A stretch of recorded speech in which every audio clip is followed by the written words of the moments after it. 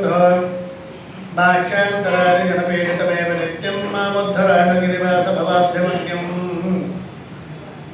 अभ्रमं भङ्गरहितम् अचलं विमलं सदा आनन्दतीर्थपतलं भजे तापत्रयापहम् पूर्णप्रज्ञकृतं भाष्यम् आदौ तद्भावपूर्वकं यो व्याकरो नमस्तस्मै पद्मनाभाख्य योगिने यदीयवाक्तरङ्गाणां विप्रुषो विदशाङ्गिरः जयतीश्वरीधरवासः जयतीर्थसुधाकरः तं वन्दे नृसिंहतीर्थनिलयं श्रीव्यासराजपूजितं ध्यायन्तं मनसा नृसिंहचरणं श्रीपादराजं गुरुम् अर्थकल्पितकल्पोऽयं प्रत्यर्थकजकेसरे व्यासतीर्थगुरुर्भूयादस्मदिष्टार्थसिद्धये तपो विद्याविरक्तादि सद्गुणौघाकरानहं पादिराजगुरून् वन्दे हयग्रीवदयाश्रयान् आपादमौलिपर्यन्तं गुरूणामाकृतिं स्मरेत् तेन विघ्नाः प्रणश्यन्ते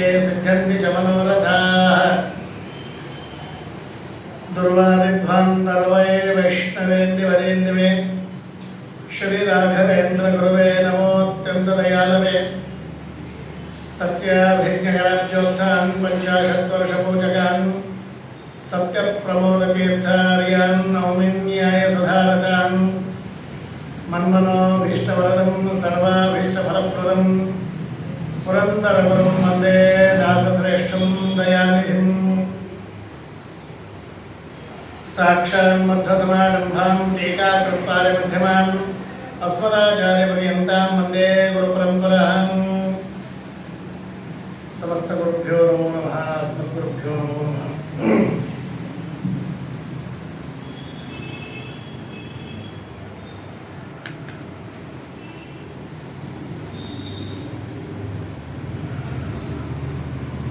ಯಾವುದೇ ಒಂದು ವಿಷಯವನ್ನ ಪ್ರಸ್ತಾವ ಮಾಡಿದಾಗ ಅದನ್ನ ಆ ವಿಷಯವನ್ನ ವಿವರಣೆಯನ್ನ ಹೇಳಲಿಕ್ಕೆ ಮೂರು ತರಹದ ಜನರಿರ್ತಾರೆ. ಒಂದು, ವಿವರಣೆ ಹೇಳುವಂತಹ ಜನರಿಗೆ ವಿಷಯ ತಮಗೆ ಗೊತ್ತಿರ್ತದೆ ಆದರೆ ಹೇಳಿಕ್ಕೆ ಬರೋದಿಲ್ಲ, ಅದೊಂದು ಕೆಟಗರಿ ಮಂದಿ. ವಿಷಯ ಚಲೋನೇ ಗೊತ್ತಿರ್ತದೆ, ಹೇಳಲಿಕ್ಕೆ ಬರೋದಿಲ್ಲ.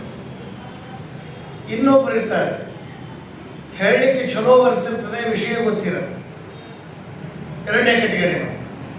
ಇನ್ನು ಮೂರನೇದವರು ಇರ್ತಾರೆ, ಚೆನ್ನಾಗಿ ಅಧ್ಯಯನ ಮಾಡಿರ್ತಾರೆ, ಚೆನ್ನಾಗಿ ತಿಳಿಸುವ ಸಾಮರ್ಥ್ಯವೂ ಇರ್ತದೆ. ಮೂರು ತರಹದ ಜನರು.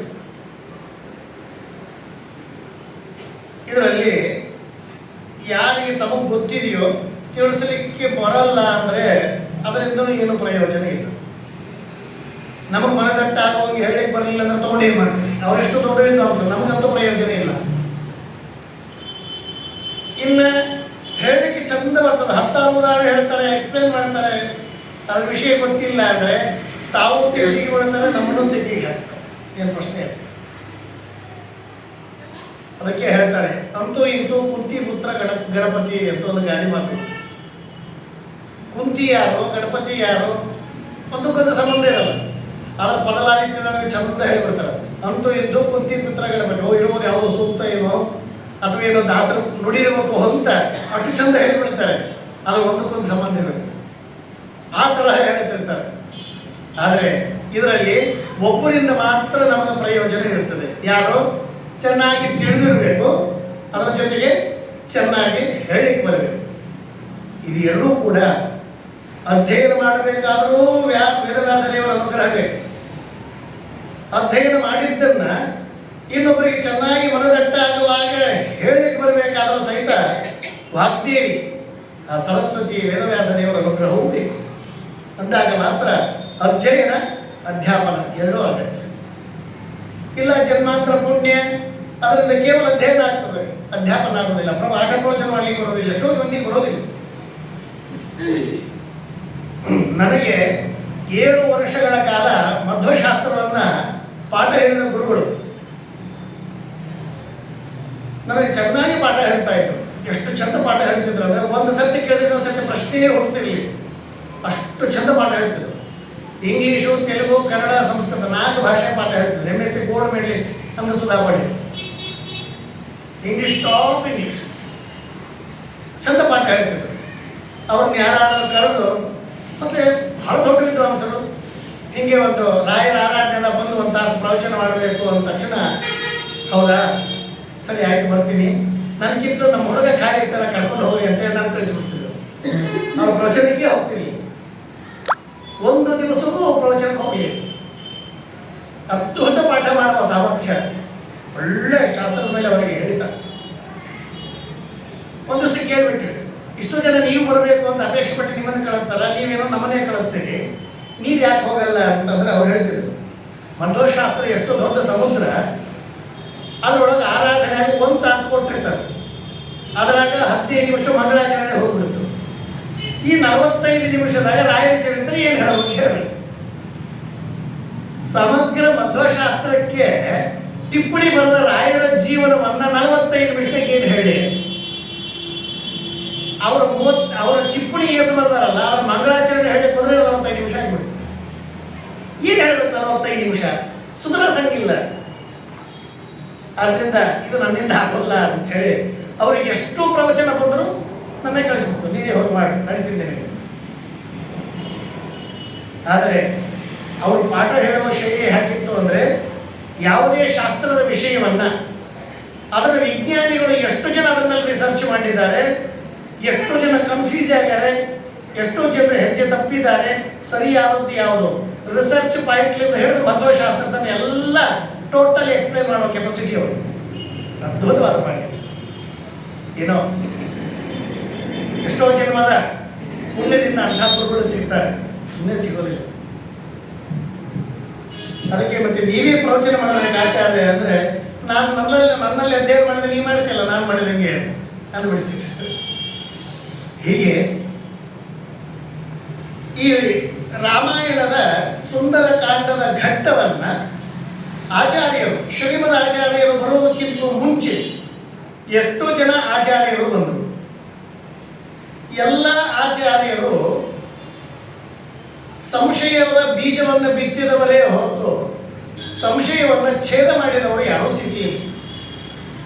ಮಹಾಭಾರತ ತಾತ್ಪರ್ಯದಲ್ಲಿ ಆಚಾರ್ಯ ಹೇಳ್ತಾರೆ, ಗುರುಗಳು ಅಂತ ಯಾರಿಗೆ ಇರಬೇಕು, ನಾವು ಯಾರಂದ್ರೆ ಅವ್ರಿಗೆ ಗುರುಗಳು ಅಂತ ಬಿಡ್ತೇವೆ, ಸಿಕ್ಕವರಿಗೆ ಗುರುಗಳು ಅಂತ ಬಿಡ್ತೀವಿ, ಯಾಕಂದ್ರೆ ಅವ್ರಿಗೆ ಗುರುಗಳು ಅಲ್ಲೇ ಮಾಡೋದು, ಗುರುಗಳೇ ಬೇಕಿದ್ರೆ ದೊಡ್ಡವರು ಆಚಾರ್ಯರು ಗೌರವ ಕೊಡ್ರಿ, ನಮಸ್ಕಾರ ಮಾಡ್ರಿ, ಏನು ಮಾಡಲಿ, ಗುರುಗಳು ಅನ್ಬಾರ್ದು, ಗುರುಗಳು ಅಂತೂ ಸ್ವೀಕಾರ ಮಾಡಬಾರ್ದು ಯಾರಂದ್ರೆ ಅವರು. ಹಾಗಿದ್ರೆ ಗುರುಗಳು ಯಾರು? ಅವರಿಗೆ ಮಾತ್ರ ಗುರುಗಳು ಅನ್ಬೇಕು. ಒಂದು ಅಧ್ಯಾಪಕಶ್ಚ, ನಮಗೆ ಪಾಠ ಹೇಳಿದವರು, ಸ್ತೋತ್ರ, ಸೂಕ್ತ, ವೇದಾಂತ ಪಾಠ, ಸಂಸ್ಕೃತ ಪಾಠ, ಹರಿಕಥಾಮೃತ ಸಾರ ಪಾಠ, ಈಗ ಪಾಠ ಹೇಳಿದ್ರು ಗುರುಗಳು.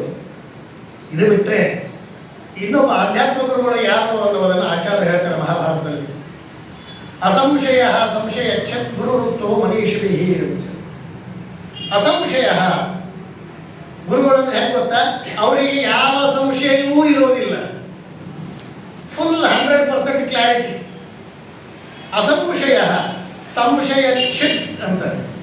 ಅಂದರೆ ಯಾರು ಅವರನ್ನು ಆಶ್ರಯಿಸಿ ನಮ್ಮ ಜ್ಞಾನವನ್ನು ಉಪದೇಶ ಮಾಡ್ರಿ ಅಂತ ಬಂದ ಶಿಷ್ಯರಿಗೆ ಸಂಶಯ ಛಿತ್ ಅಂದರೆ ಎಲ್ಲ ಸಂಶಯವನ್ನು ಛೇದ ಮಾಡಿಬಿಡುವವರು.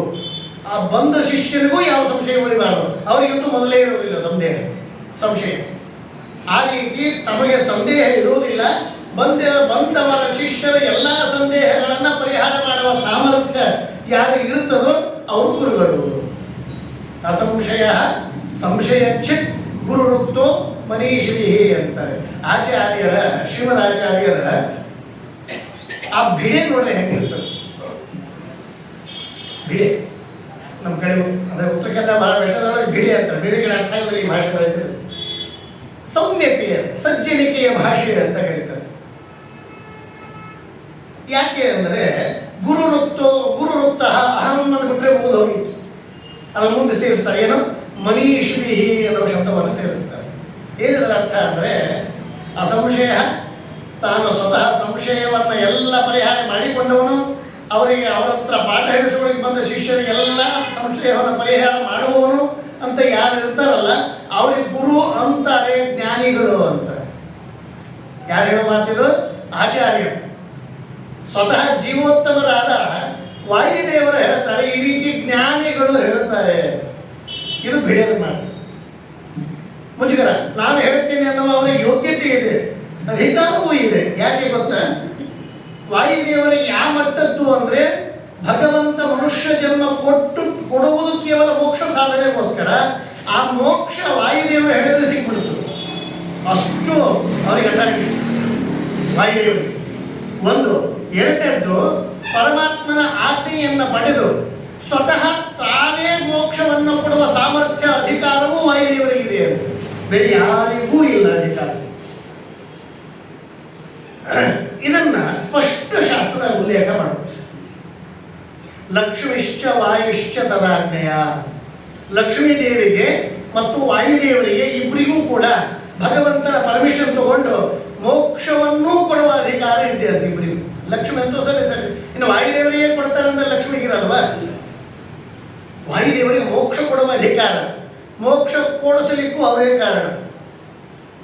ಅದಕ್ಕೆ ನಿಮಗೆ ಯಾವ ಊರಿಗೆ ಬೇಕಿದ್ರೂ ಹೋಗ್ರಿ, ಹೋದಾಗ ಆ ಊರಾಗ ಯಾವುದೋ ದೇವಸ್ಥಾನ, ವೆಂಕಟೇಶ ದೇವರು ಇರ್ತದೆ, ಇಲ್ಲ ರಾಮದೇವರು, ಕೃಷ್ಣ ಏನೋ ಇರ್ತವೆ. ಕೆಲವೊಂದು ಊರಾಗ ಏನೋ ಬೇರೆ ಬೇರೆ ಗುಡಿಗಳು ಇರ್ತವೆ. ಆದರೆ ಪ್ರತಿಯೊಂದು ಗುಡಿಯಾಗ ಇರುವಂತಹ ಏಕೈಕ ಗುಡಿ ಅಂದ್ರೆ ಹನುಮಂದೇವರು. ಹೌದಾ? ಹನುಮಂದೇವ್ರ ಗುಡಿ ಇಲ್ಲ ಅಂತ ಯಾವ್ದು ಊರು ನೋಡಿವೆ? ಇಲ್ಲ. ಯಾಕಂದ್ರೆ ಎಂತ ಪ್ರೇರಣೆ? ಹೌದಪ್ಪ, ಸರ್ವೋತ್ತಮನಾದ ಪರಮಾತ್ಮನ ಗುಡಿ ಪ್ರತಿಯೊಂದು ಕಡೆ ಇರಬೇಕು. ಆದ್ದರಿಂದ ಪ್ರತಿಯೊಂದು ಗುಡಿ ಹಾಕುವ ಅಂತಂದ್ರೆ ವಿಷ್ಣುನ ಗುಡಿ ಇದ್ರಿದ್ದು ಇಲ್ಲ ಅಂದ್ರೆ. ಆದ್ರೆ ಹನುಮಂದೇವ್ರ ಗುಡಿ ಮಾತ್ರ, ವಾಯುದೇವರ ಗುಡಿ ಮಾತ್ರ ಕಂಪಲ್ಸರಿ ಪ್ರತಿಯೊಂದು ಊರಾಗೂ ಇರ್ತದೆ. ಯಾಕೆ ಅಂದ್ರೆ ಪ್ರತಿಯೊಂದು ಜೀವಿಯೂ ಕೂಡ ಸಾಧನೆ ಮಾಡಿದಾಗ ಮಾಡಿದ ಸಾಧನೆಯನ್ನ ಪರಮಾತ್ಮನ ಹತ್ರ ಹೋಗಿ, ಇಂಥ ವ್ಯಕ್ತಿ ಇಷ್ಟು ಪ್ರವಚನ ಕೇಳಿದ್ದಾನೆ, ಇಷ್ಟು ಪೂಜೆ ಸ್ವಾಮಿಗಳು ಮಾಡದ ಪೂಜೆ ಮಾಡಿದ್ದಾನೆ, ತಾನು ಪೂಜೆ ಮಾಡಿದ್ದಾನೆ, ಅದರಿಂದ ಆತನ ಅನುಗ್ರಹ ಮಾಡಬೇಕು ಅಂತ ನಮಗೋಸ್ಕರ ಭಗವಂತನ ಹತ್ರ ಹೋಗಿ ಇನ್ಫ್ಲುಯೆನ್ಸ್ ಮಾಡಿ ನಮಗೋಸ್ಕರ ದೇವರ ಹತ್ರ ಕೈ ಮುಗಿದು ಬೇಡಿಕೊಳ್ತಾರಂತೆ. ಆ ವ್ಯಕ್ತಿಗೆ ಅನುಗ್ರಹ ಮಾಡುವಂತ ಬೇಡುವವರು ವಾಯುದೇವರು. ಅವ್ರಿಗೆ ಏನಿರ್ತದೆ ಹೇಳಿ? ಪ್ರತಿ ಕ್ಷಣಕ್ಕೂ ಈಗ ನಾವು ಹೀಗೆ ಹೋಗ್ತಾ ಇದ್ದೀವಿ, ಯಾವುದೋ ದೇವಸ್ಥಾನ ಕಾಣಿಸಿ ಅಲ್ಲೇ ಒಂದಿಷ್ಟು ಚಪ್ಪಲಿ ಬಿಟ್ಟು ಒಳಗೆ ಕಾಲು ತಗೊಂಡು ಒಳಗೆ ಹೋಗಿ ಒಂದು ಸತ್ಯ ನಮಸ್ಕಾರ ಮಾಡಿದ್ದೇವೆ. ನೋಡ್ತೀವಿ ಏನಂದ್ರೆ ಒಂದು ಯಾವುದೋ ರಾಮದೇವರು ಗುಡಿ ಇದೆ ಅಥವಾ ರುದ್ರದೇವರು ಗುಡಿ ಇದೆ, ಅಲ್ಲಿ ಹೋಗಿ ನಮಸ್ಕಾರ ಮಾಡಿದ್ವಿ. ನಮಸ್ಕಾರ ಮಾಡಿ ಹಿಂಗೆ ನಾವು ಎದ್ದಿರಲ್ಲ, ನಮಸ್ಕಾರ ಮಾಡಿ ಹಿಂಗೆ ಎದ್ದಿರಲ್ಲ. ವಾಯುದೇವರು ಆಗ್ಲೇ ಹೇಳಿಬಿಡ್ತಾರೆ ಅಂತ, ಇಂಥ ವ್ಯಕ್ತಿ ಇಲ್ಲಿ ನಮಸ್ಕಾರ ಮಾಡಿದ ಅನುಗ್ರಹ ಮಾಡಿ. ಇದರಲ್ಲಿ ಹೇಳುವರು ಯಾರು? ವಾಯುದೇವರು. ಅದರ ಜೊತೆಗೆ ಪ್ರತಿಯೊಬ್ಬ ವ್ಯಕ್ತಿ ಬದುಕಿರಬೇಕು ಅಂದ್ರೆ ಏನ್ ಮಾಡಬೇಕು? ಶ್ವಾಸ ಆಡಿಸಬೇಕು, ಉಸಿರು. ಶ್ವಾಸ ಆಡಿಸಲಾರ್ದೆ ಯಾರಾದರೂ ಬದುಕ್ತಾರ? ಯಾರು ಬದುಕಲಿಕ್ಕೆ ಸಾಧ್ಯ? ಹೌದಾ? ಆದ್ದರಿಂದ ಪ್ರತಿಯೊಬ್ಬ ವ್ಯಕ್ತಿ ಬದುಕಬೇಕು ಅಂದ್ರೆ ಶ್ವಾಸೋಚ್ಛ್ವಾಸ ನಡೀಬೇಕು. ಆ ಶ್ವಾಸೋಚ್ಛ್ವಾಸ ಒಂದು ದಿವಸಕ್ಕೆ ಎಷ್ಟಾಗ್ತದೆ? 21,600 ಮಂದಿ ಏನಂದ್ರೆ ಶ್ವಾಸ. ಅಷ್ಟು ಸರ್ತಿ ಉಸಿರಾಡಿಸ್ತೀವಿ. ಸ್ವಲ್ಪ ಆಯಾಸ ಆದಾಗ ಸ್ಪೀಡ್ ಆಗುತ್ತೆ, ಕೊಡೋ ಟೈಮ್ ಸ್ಲೋ ಆಗುತ್ತೆ. ಟೋಟಲ್ ಏನಂದ್ರೆ ಟೋಟಲ್ ಎಲ್ಲ ಕ್ಯಾಲ್ಕುಲೇಷನ್ ಮಾಡಿದ್ರೆ 21,600 ಬೇರೆ ಶ್ವಾಸ ಆಡಿಸ್ತೀವಿ ನಾವು. ಆ ಶ್ವಾಸ ಆಡಿಸಬೇಕಾದ್ರೆ ಮುಖ್ಯ ಪ್ರಾಣದೇವರು ಕಾರಣ. ಯಾರೋ ಒಬ್ಬ ವ್ಯಕ್ತಿ ಬಂದು ಕೇಳಿದ್ರಂತೆ, ಹೆಂಗೆ ಏನೋ ವಾಯು ಮಹಾತ್ಮೆ ಪ್ರವಚನ ನಡೆದಾಗ ಪ್ರತಿ ಊರ ಹನುಮಂದೇವರ ಗುಡಿ ಇರ್ತದೆ, ನಾವ್ಯಾಕೆ ಹನುಮಂದೇವರ ಗುಡಿ ಹನುಮಂದೇವ್ರನ್ನ ಯಾಕೆ ಪೂಜೆ ಮಾಡಬೇಕು, ಯಾಕೆ ನಮಸ್ಕಾರ ಮಾಡಬೇಕು? ನಾನು ಮಾಡಲ್ಲ. ಏನು ಕೊಟ್ಟಾರ ಹನುಮಂದೇವರು ನನಗೆ ಅಂತ ಕೇಳಿದ ತಕ್ಷಣ ಆಚಾರ್ಯಂದ್ರಂತೆ, ಸರಿ ನೀನು ನಮಸ್ಕಾರ ಮಾಡಬೇಡ, ಬೇಡ ಬಿಟ್ಬಿಡು, ಮನಸ್ಸಿಲ್ಲ ಬೇಡ. ನಮ್ದೊಂದು ಸನಾತನ ಧರ್ಮ ಒಂದೇ, 100% ಫ್ರೀಡಮ್ ಇರುವ ಏಕೈಕ ಧರ್ಮ ಅಂದ್ರೆ ಸನಾತನ ಧರ್ಮ. ನೀನು ಹೇಗೆ ಬೇಕಿದ್ರೆ ಇರು, ಮನುಶುದ್ಧಿ ಇರಬೇಕು, ಶಾಸ್ತ್ರ ಪ್ರಕಾರ ಪ್ರಾರ್ಥನೆ ಮಾಡಬೇಕು, ಪ್ರತಿಯೊಬ್ಬರಿಗೂ ಆ ಭಗವದ್ ಅನುಗ್ರಹ ಆಗುತ್ತೆ. Full freedom. ನಮಗೆ ಬಂಧನ ಇಲ್ಲ, ಫತ್ವಾ ಜಾರಿ ಇಲ್ಲ. ನೀನು ಇಂಥದ್ದೇ ಪೈಜಾಮ ಹಾಕಬೇಕು, ಹೀಗೆ ಟೊಪ್ಪಿ ಇಡಬೇಕು, ಏನು ನಮ್ಮಲ್ಲಿ ಯಾವುದು ಇಲ್ಲ. Full freedom. ಅದಕ್ಕೆ ಹೇಳ್ತಾರೆ ಒಬ್ಬ ಹಿಂದಿ ಸಾಹಿತಿ, दाढ़ी बढ़ाओ या दाढ़ी घटाओ, राम को जपने से मतलब है. ನೀ ದಾಡಿ ಬಿಟ್ಟಿಯ, ದಾಡಿ ಕಟ್ ಮಾಡಿಯ, ನೀನು ಎಷ್ಟು ರಾಮನ ಜಪ ಮಾಡ್ತೀಯ ಅದ್ರ ಮೇಲೆ ಆಧಾರ ಅಂತಾರೆ. ಅದು ಸನಾತನ ಧರ್ಮದಲ್ಲಿ ಮಾತ್ರ ಆ ಸ್ವಾತಂತ್ರ್ಯ ಇರುವುದು. ಬೇರೆ ಯಾವ ಧರ್ಮದಲ್ಲಿ ಈ ಸ್ವಾತಂತ್ರ್ಯ ಸಿಗ್ತದೆ? ಬೇಡ, ನಿಮಗೆ ಹನುಮಂತಿಯವರು ಬೇಡಲ್ಲ, ಬಿಟ್ಟುಬಿಡಿ. ಅದೊಂದು ಕೆಲಸ ಮಾಡಿ. ಏನು? ನೀವು ಶ್ವಾಸ ಆಡಿಸುವುದು ಮುಖ್ಯ ಪ್ರಾಣದೇವರಿಂದ ಅಲ್ವಾ? ಹಾಗಿದ್ರೆ ಒಂದು ಕೆಲಸ ಮಾಡಿ, ಮತ್ತೆ ಶ್ವಾಸ ಆಡಿಸಿ ನಮ್ಮನ್ನ ಬದುಕಿಸಿದ ಮುಖ್ಯ ಪ್ರಾಣದೇವರಿಗೆ ಏನಾದರೂ ಕೊಡಬೇಕಲ್ಲ? ಕೊಡಬೇಕೇ ಇಲ್ಲ? ಮತ್ತೇನು ಕೊಡ್ತೀವಿ? ಒಂದು ಕೆಲಸ ಮಾಡಿ, ಒಂದು ಸತ್ಯ ಶ್ವಾಸ ಆಡಿಸಿದ್ರೆ ₹1 ಕೊಡ್ರಿ ಸಾಕು. ಎಷ್ಟಾಯ್ತು? ಒಂದು ದಿವಸಕ್ಕೆ 21,600 ಕಟ್ಟಬೇಕು. ಆಗುತ್ತೆ? ಯಾರಿಂದ ಸಾಧ್ಯ? Per day. ಯಾರೋ ಭಾರಿ ಕೋಟ್ಯಾಧೀಶ್ವರ ಅಂದ್ರೆ ಕೊಟ್ಟೇನು ಅಂದಾನು ಅಂತ ಇಟ್ಕೊಳ್ಳಿ, ಭಾರಿ ದೊಡ್ಡ ಕೋಟ್ಯಾಧೀಶ್ವರ ಅರಬಪತಿ ಇದ್ದ, 21,600 ಇರಲಿ, ನಾ ಕೊಟ್ಟು ಬಿಡ್ತೀನಿ ಅಂದ ಅಂತ ಇಟ್ಕೊ. ಸರಿ ಆಯ್ತು, ನೀ ಬದುಕಿದಿ, ನಿನ್ನ ಹೆಂಡತಿ ಬದುಕಬೇಕಾ ಬದುಕಬಾರ್ದು? ಹಾಗಾದ್ರೆ ಪ್ಲಸ್ 21,600 ಹೆಂಡತಿದೊಂದು ಜೋಡಿಸು. ಆಯ್ತು, ಗಂಡ ಹೆಂಡತಿ ಮತ್ತೆ ಮಗ ಬದುಕಬೇಕಾ ಬೇಡ? ಮಗಳು ಬದುಕಬೇಕಾ ಬೇಡ? ನಿಮ್ಮ ಮನೆಗೆ ಎಷ್ಟು ಮಂದಿ ಇದ್ದಾರೆ? ಅಷ್ಟು ಮಂದಿ ಬದುಕಬೇಕಂದ್ರೆ ಅಷ್ಟು ಇಂಟು 21,600 ಕಟ್ಟು ಡೈಲಿ. ಹನುಮಂತಿಯವ್ರಿಗೆ ನಮಸ್ಕಾರ ಮಾಡದೇ ಬೇಡ. ಈ ನಮಸ್ಕಾರ ಹೊರಳಿ ನೋಡೋದು ಬೇಡ, ಅಷ್ಟೇ ಕಟ್ಟರಿ. ಭಾಳ ಹೆಚ್ಚಿಗೆ ₹1 ಕಟ್ಟಬೇಡಿ. ಏನು ಆಚಾರ್ಯರು ಭಾರಿ ದುಬಾರಿ ಆಯ್ತಲ್ಲ. ನಿಮಗೆ ಇನ್ನೊಂದು ಗೊತ್ತಾ? ಇವತ್ತ ಆಮ್ಲಜನಕನ್ನ ನಾವು ಬಳಸ್ಕೊಳ್ತೀವಲ್ಲ ಶ್ವಾಸೋಚ್ಛ್ವಾಸಕ್ಕೆ, ಏನಂತೀರಿ? ಆಕ್ಸಿಜನ್. ಆಕ್ಸಿಜನ್ ಎಷ್ಟು ಗೊತ್ತಾ? ಒಂದು ಸಿಲಿಂಡರ್ ಎಷ್ಟು ಗೊತ್ತಾ? ₹700. ಒಂದು 24 ಅವರ್ಸಿಗೆ ಎಷ್ಟು ಸಿಲಿಂಡರ್ ಬೇಕು? 3 ಸಿಲಿಂಡರ್ ಬೇಕು. 7 21,600 ಕಡಿಮೆ ಆಯ್ತು. ಬರೀ ಆಕ್ಸಿಜನ್ ಖರೀದಿ ಮಾಡ್ಲಿಕ್ಕೆ 21,000 ಬೇಕು ನಮಗೆ, ಹೌದಾ? ಒಂದು ದಿವಸ ಬದುಕಬೇಕಂದ್ರೆ ಅಂದ್ರೆ ಹುಟ್ಟಿದಾಗಲಿಂದ ಇವತ್ತಿನವರೆಗೂ ₹1 ಆಕ್ಸಿಜನ್ ಕಟ್ಟಿಲ್ಲ. ಅದೇ ಉಸಿರಾಡಿಸೋದಕ್ಕೂ ₹1 ಖರ್ಚು ಮಾಡಿಲ್ಲ. ನಾನು ಹನುಮಂತಿಯವರೇ ನಮಸ್ಕಾರ ಮಾಡಲ್ಲ, ಬಿಟ್ಬಿಡು. 21,600 ಕಟ್ಟು ಹೋಗಿಬಿಡು. ನೀವು ಬೇಡ, ನಮಸ್ಕಾರ ಮಾಡೋದು ಬೇಡ. ಆಚಾರ್ಯ ಭಾರಿ ಮಾಡಕ್ಕೆ ನಮಸ್ಕಾರ. ಅವ್ರು ಏನು ಮಾಡುತ್ತೂ ಕೇಳಲ್ಲ. ಕನಿಷ್ಠ ಇಷ್ಟ ಆದ್ರೂ ಮಾಡಬೇಕಲ್ಲ. ಇನ್ನು ಬೇಕಾದಷ್ಟು ಕೃತಜ್ಞತೆ ಸಮರ್ಪಣೆ ಮಾಡಬೇಕು. ಕನಿಷ್ಠ ಇಷ್ಟ ಆದ್ರೂ ಮಾಡಬೇಕಲ್ಲ. ಇಲ್ಲ ಅಂದ್ರೆ ವಾಯುದೇವರ ಅನುಗ್ರಹ ಇಲ್ಲ ಅಂತಂದ್ರೆ ಈಗಿದ್ದ ನೋಡ್ರಿ, ಇವತ್ತು ನಿನ್ನೆ ಸಂಜೆಗೆ ಏಕಾದಶಿ ನಮ್ಮ ಜೊತೆಗೆ ಬಂದು ಪ್ರವಚನ ಕೇಳ ನೋಡ್ರಿ, ಮುಂಜಾನಿಲ್ಲ ಅಂದ್ಬಿಡ್ತಾರೆ. ಹನುಮಂತಿಯವರ ಕೈ ಮುಚ್ಚಿಬಿಟ್ಟಾಗ ಖತಮ್, ಎಲ್ಲ ಮುಗಿದು ಹೋಯ್ತು. ಒಂದೇ ಸ್ವಲ್ಪ ಜಾತ್ರೆನೇ ಮುಗಿದು ಹೋಗ್ತು. ಅಂತಹ ಮುಖ್ಯ ಪ್ರಾಣ ದೇವರು ರಾಮಾಯಣದಲ್ಲಿ ಸುಂದರಕಾಂಡದಲ್ಲಿ ಅತ್ಯಂತ ವಿಸ್ತೃತವಾದ ಚರ್ಚೆ ಬರುತ್ತದೆ. ಆತ ಇಲ್ಲ ಅಂದ್ರೆ ಬದುಕು ಇಲ್ಲ ಅನ್ನೋದು ಮೊದಲು ನಮಗೆ ಸ್ಪಷ್ಟ ಆಗಬೇಕು. ಒಂದು. ಎರಡನೇದೇನಂದ್ರೆ ಭಗವಂತನ ತತ್ವ ನಮಗೆ ತಿಳಿಬೇಕು. ಭಗವಂತನ ಅನುಗ್ರಹ ನಮಗಾಗಬೇಕು ಅಂದ್ರೆ ಮುಖ್ಯ ಪ್ರಾಣದೇವರ ಅನುಗ್ರಹ ಮೊದಲಾಗಬೇಕು. ಮುಖ್ಯ ಪ್ರಾಣದೇವರ ಅನುಗ್ರಹ ಇಲ್ಲ ಅಂದ್ರೆ ತತ್ವಜ್ಞಾನವೂ ಬರೋದಿಲ್ಲ, ಆಮೇಲೆ ಭಗವಂತನ ಅನುಗ್ರಹ ಆಗಬೇಕು. ನಾವು ಒಂದು ಮುಖ್ಯ ಪ್ರಾಣದೇವರ ಚರಣ ಪಾದವನ್ನು ಹಿಡಿದರೆ ಸಾಕು, ಅನುಗ್ರಹ ಮಾಡಿ ನಮ್ಮನ್ನ ಕೈ ಹಿಡಿದು ನಮ್ಮ ಕೈಯನ್ನು ಒಯ್ದು ರಾಮದೇವರ ಪಾದ ಹಿಡಿಸಿ ಬಿಡುತ್ತಾರೆ. ಇದು ಮುಖ್ಯ ಪ್ರಾಣದೇವರು ಮಾಡುವ ಕೆಲಸ. ಪ್ರತಿ ಕ್ಷಣಕ್ಕೂ ಪ್ರಾರ್ಥನೆ ಮಾಡ್ತಾರೆ ಅಂತ ನಮಗೋಸ್ಕರ. ಆದರೆ ಯಾವ ಜ್ಞಾನವೂ ನಮಗಿರೋದಿಲ್ಲ. ಒಂದು ಸತ್ಯ ಸುಮ್ಮನೆ ಕೂತ್ಕೊಂಡಾಗ ಹೇಳ್ಬೇಕಾದಂತೆ ರಾಮರಾಮ ಅಂತೀವಿ, ಸಾಕಾಯ್ತಪ್ಪ ರಾಮರಾಮ ಅಂತ. 2 ಸತ್ಯ ರಾಮ ಅನ್ನೋ ಸತ್ಯ ಪಟ್ಟಂತೆ ದೇವ್ರ ಮುಂದೆ ಹೋಗಿ ಹೇಳ್ತಾರಂತೆ. 2 ಸತ್ಯ ರಾಮ ಅಂತ ಅನುಗ್ರಹ ಮಾಡುವುದು. ಇದು ವಾಯುದೇವರು ನಮ್ಮ ಮೇಲೆ ಮಾಡುವ ಅನುಗ್ರಹ. ಇಂತಹ ವಾಯುದೇವರನ್ನ ಉಪನಿಷತ್ತು ಹೇಳುತ್ತೆ. ಏನು ಹೇಳುತ್ತೆ ಅಂತಂದ್ರೆ, ಇಂದ್ರಿಯದ ಅಭಿಮಾನಿಗಳು, ಎಲ್ಲ ಇಂದ್ರಿಯದ ಅಭಿಮಾನಿಗಳಿಗೆ ರೆಸ್ಟ್ ಇದೆ. ಸ್ವಲ್ಪ ಅಹಂಕಾರ ಬಂತಂತ. ಯಾರಿಗೆ? ಇಂದ್ರಿಯದ ಅಭಿಮಾನಿಗಳಿಗೆ. ಕಣ್ಣು, ಮೂಗು, ಕಿವಿ, ಕಾಲು, ಕೈ ಇವುಗಳಿಗೆ ಅಭಿಮಾನಿ ದೇವತೆಗಳ ನಿಂತ್ರಲ್ಲ. ಸೂರ್ಯ, ಚಂದ್ರ, ಕೈ ಯಾರು? ದಕ್ಷ, ಕಾಲಿಗೆ ಜಯಂತ, ಈ ರೀತಿಯಲ್ಲಿ ಕಿವಿಗೆ ದಿಗಭಿಮಾನಿ, ಅಷ್ಟದಿಕ್ಪಾಲಕರು, ಇವರೆಲ್ಲ ಅಭಿಮಾನ ದೇವತೆಗಳು. ಇವರಿಗೆ ಮಧ್ಯೆ ಒಂದು ಸ್ವಲ್ಪ ಅಹಂಕಾರ ಬಂತಂತೆ. ಕಣ್ಣಿನ ದೇವತೆ ಹೇಳಿದಂತೆ ನಾನು ಶ್ರೇಷ್ಠ, ಕಣ್ಣಿಲ್ಲ ಅಂದ್ರೆ ಇಡೀ ಪ್ರಪಂಚ ನಿಮಗೆ ಶೂನ್ಯವಾಗಿ ಹೋಗುತ್ತೆ, ಆದ್ದರಿಂದ ನಾನು ಶ್ರೇಷ್ಠ. ಸರಿ. ಕಿವಿ ಅಭಿಮಾನ ದೇವತೆ ಅಂತ ಏನು ಹೇಳಿದ್ರು ಕೇಳಿಸಲ್ಲನೆ, ನಾನಿಲ್ಲ ಅಂದ್ರೆ ಜೀವನವೇ ನಿಂತು ಹೋಗುತ್ತೆ ಅಲ್ಲಿ. ಅದಾದ್ಮೇಲೆ ಕಾಲು ಜಯಂತವನ್ನಂತೆ, ಇಡೀ ದೇಹ ಹೊತ್ತಡ್ಡವನು ನಾನಿಲ್ಲದ್ರೆ ಒಂದೇ ಕಡೆ ನೀವು ಕುತ್ಕೊಂಡು ಕೊಳಿತೀಯ ಒಂದೇ ಕಡೆ, ಆದ್ರಿಂದ ನಾನು ಶ್ರೇಷ್ಠ ಅಂತ ಜಯಂತ. ದಕ್ಷ ಅನ್ನಂತೆ, ಇಡೀ ದೇಹ ಬದುಕುವುದು ಊಟದಿಂದ, ಆ ಊಟಕ್ಕೆ ತುತ್ತನ್ನು ಎತ್ತಿ ಕೊಟ್ಟು ರಕ್ಷಣೆ ಮಾಡುವವನು ನಾನು. ಕೈ ತುತ್ತಿಲ್ಲ ಅಂದ್ರೆ ಸತ್ಯ ಹೋಗ್ತೀಯ, ನಾನು ಶ್ರೇಷ್ಠ.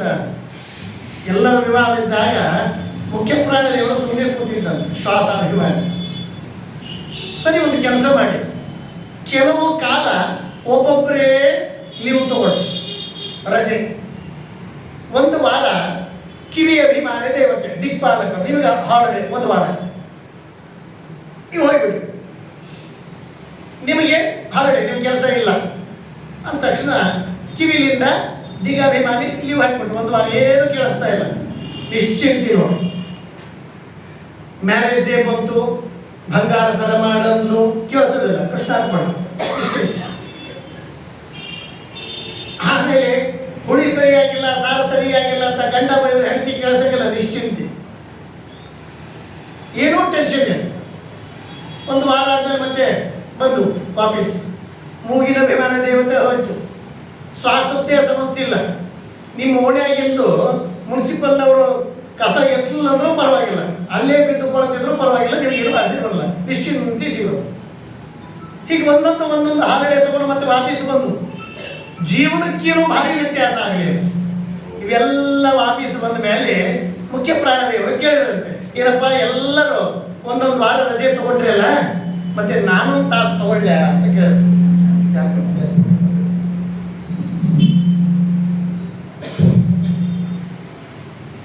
ಮುಖ್ಯ ಪ್ರಾಣದೇವರು ಕೇಳಿದ್ರಂತೆ, ನಾನೊಂದು ವಾರ ರಜೆ ತಗೊಳ್ಳೆ ಅಂದ ತಕ್ಷಣ ಎಲ್ಲ ಇಂದ್ರಿಯಾಭಿಮಾನಿ ದೇವತೆ ಬಂದು ಮುಖ್ಯ ಪ್ರಾಣದೇವರು ಕಾಲು ಹಿಡ್ಕೋತಾವ, ಅಪ್ಪ ನೀನು ಮಾತ್ರ ಹಾಲಿಡೇ ತಗೋಬೇಡ, ನೀನು ಒಂದು ತಾಸಲ್ಲ ಒಂದು 15 ನಿಮಿಷ ಲೀವ್ ಮಾಡಿದ್ರು ನಮ್ಮನ್ನೇ ಎತ್ತು ಸುಟ್ಟು ಹಾಕಿಬಿಡ್ತಾರೆ ಅಷ್ಟೇ, ದೇಹನೇ ಉಳಿಯಲ್ಲ.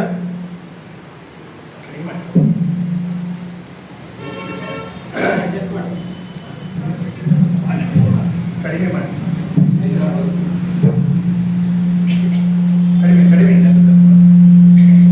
ಜಾಸ್ತಿ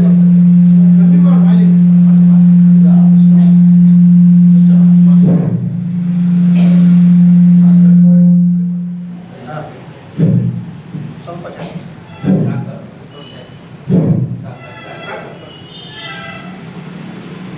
ಆ ಮುಖ್ಯ ಪ್ರಾಣದೇವರನ್ನು ಎಲ್ಲರೂ ಬೇಡಿಕೊಂಡ್ರಂತೆ, ಅಪ್ಪ ದಯವಿಟ್ಟು ಕೈ ಮುಗಿತೀವಿ, ನೀನು ಮಾತ್ರ ಹಾಲಿಡೇ ತಗೋಬೇಡ, ಜೀವನವೇ ಕೃಷ್ಣ ಅರ್ಪಣೆ ಆಗಿ ಹೋಗುತ್ತೆ. ಅಂತಹ ಮುಖ್ಯ ಪ್ರಾಣದೇವರು ನಮ್ಮ ಶರೀರದಲ್ಲಿದ್ದು ಆ 21,600 ಮಂತ್ರಗಳನ್ನು ಜಪ ಮಾಡಿ ಹಂಸ ಮಂತ್ರವನ್ನು ಜಪ ಮಾಡ್ತಾರೆ. ಆದರೆ ಒಂದು ತತ್ವಜ್ಞಾನಿಗಳಿಗೆ ದೇವರ ಅನುಗ್ರಹ ಮತ್ತು ವಿಶೇಷ ಪುಣ್ಯ ಸಂಗ್ರಹ ಯಾಕೆ ಆಗ್ತದೆ ಅಂದರೆ, ಅವರ ಜ್ಞಾನದಿಂದ ಸುಲಲಿತವಾಗಿ ಪುಣ್ಯವನ್ನ ದೇವರ ಅನುಗ್ರಹವನ್ನು ಗಳಿಸಿಕೊಂಡು ಬಿಡ್ತಾರೆ. ಮುಖ್ಯ ಪ್ರಾಣದೇವರು ನಮ್ಮಲ್ಲಿ ಇದ್ದು 21,600 ಹಂಸ ಮಂತ್ರವನ್ನು ಜಪ ಮಾಡ್ತಾರೆ, ಅದು ಎಲ್ಲರಿಗೂ ಗೊತ್ತು. ಆದರೆ ನಿರಂತರವಾಗಿ ಮುಖ್ಯ ಪ್ರಾಣದೇವರು ಹಂಸ ಮಂತ್ರವನ್ನು ಜಪ ಮಾಡ್ತಾರೆ ಅಂಥೇಳಿ ಅದನ್ನ ಕೃಷ್ಣಾರ್ಪಣ ಅಂಥೇಳಿ ಅಂದು ನಮಸ್ಕಾರ ಮಾಡಿಬಿಟ್ರೆ, ಆ ವಾಯುದೇವರು ಆ ಹಂಸ ಮಂತ್ರದ ಜಪದ ಫಲವನ್ನು ನಮಗೆ ಕೊಟ್ಟು ಅನುಗ್ರಹ ಮಾಡ್ತಾರೆ. ಜಪ ಮಾಡುವವರು ಅವರು, ಅನುಗ್ರಹ ಆಗೋದು ನಮಗೆ. ಜ್ಞಾನಿಗಳಿಗೆ ಅದಕ್ಕೆ ಜಲ್ದಿ ದೇವರ ಅನುಗ್ರಹ ಆಗತ್ತೆ. ನಾವು ಜಪ ಮಾಡಿದ್ದು ಎಷ್ಟು, ನಾವು ಅಷ್ಟು ಜಪ ಮಾಡಬೇಕಾದ್ರೆ ವರ್ಷಗಟ್ಟಲೆ ಆಗೋದಿಲ್ಲ, ಅವರು ಒಂದೇ ದಿವಸಕ್ಕೆ ಪಡೆದು ಬಿಡ್ತಾರೆ. ಅದಕ್ಕೆ ಜ್ಞಾನಿಗಳಿಗೆ ತಪಶಕ್ತಿ ಯಾಕೆ ಅಷ್ಟು ವೇಗವಾಗಿ ಬೆಳೀತದೆ ಅಂದರೆ, ನಾವು ಒಂದು ಸರ್ತಿಗ ಕುಂಭಮೇಳ ಇದೆ, ಇಲ್ಲಿಂದ ಹೋಗಿ ಟ್ರೈನಿಗೋ ಫ್ಲೈಟಿಗೋ ಬಸ್ಸಿಗೋ ಹೋಗಿ ರೊಕ್ಕ ಖರ್ಚು ಮಾಡಿ ಕಷ್ಟಪಟ್ಟು ಅಲ್ಲಿ ಸ್ನಾನ ಮಾಡಿ ಒಂದು 10 ಕಿಲೋಮೀಟರ್ ಹೊರಗೆ ಗಾಡಿ ನಿಂದಿರಿಸ್ತಾರೆ. ಅಲ್ಲಿ ಸರ್ಕಾರ ವ್ಯವಸ್ಥೆ ಮಾಡೋರ್ನೆಲ್ಲ ಬಾಯಿಗೆ ಬಂದಂಗೆ ಬೈದು ಸ್ನಾನ ಮಾಡಿ ಬರ್ತೀವಿ ಒಂದು ಸರ್ತಿ. ಆದರೆ ಜ್ಞಾನಿಗಳು ಏನು ಮಾಡ್ತಾರೆ ಗೊತ್ತಾ, ಇಡಾ ಪಿಂಗಳಿಗೆ ನಮೋ ನಮೋ ಅಂತ ಪುರಂದಾಸರು ಒಂದು ಪದ್ಯ ರಚನೆ ಮಾಡ್ತಾರೆ. ಆ ಶತನಾಡಿ 100 ನಾಡಿಗಳಿದ್ದಾವಲ್ಲ ದೇಹದಲ್ಲಿ, ಅದರಲ್ಲಿ ಪ್ರಧಾನ 10 ನಾಡಿಗಳು. 72,000 ನಾಡಿಯಲ್ಲಿ 36,000 ನಾಡಿ ಪುರುಷ ನಾಡಿ, 36,000 ನಾಡಿ ಸ್ತ್ರೀ ನಾಡಿ. ಅದರಲ್ಲಿ 100 ನಾಡಿಗಳು ಪ್ರಧಾನ ದೇವತೆ. ಆ 100 ನಾಡಿಯಲ್ಲಿ 100 ನದಿಯ ಅಭಿಮಾನಿ ದೇವತೆ ವಾಸ ಮಾಡ್ತಾರೆ. ಗಂಗಾ, ಯಮುನಾ, ಸರಸ್ವತಿ, ಕಾವೇರಿ, ತುಂಗ, ಕೃಷ್ಣೆ, ಒಂದೊಂದು ನದಿಯಲ್ಲಿ ಒಂದೊಂದು ದೇವತೆಗಳು ವಾಸ ಮಾಡ್ತಾರಲ್ಲ.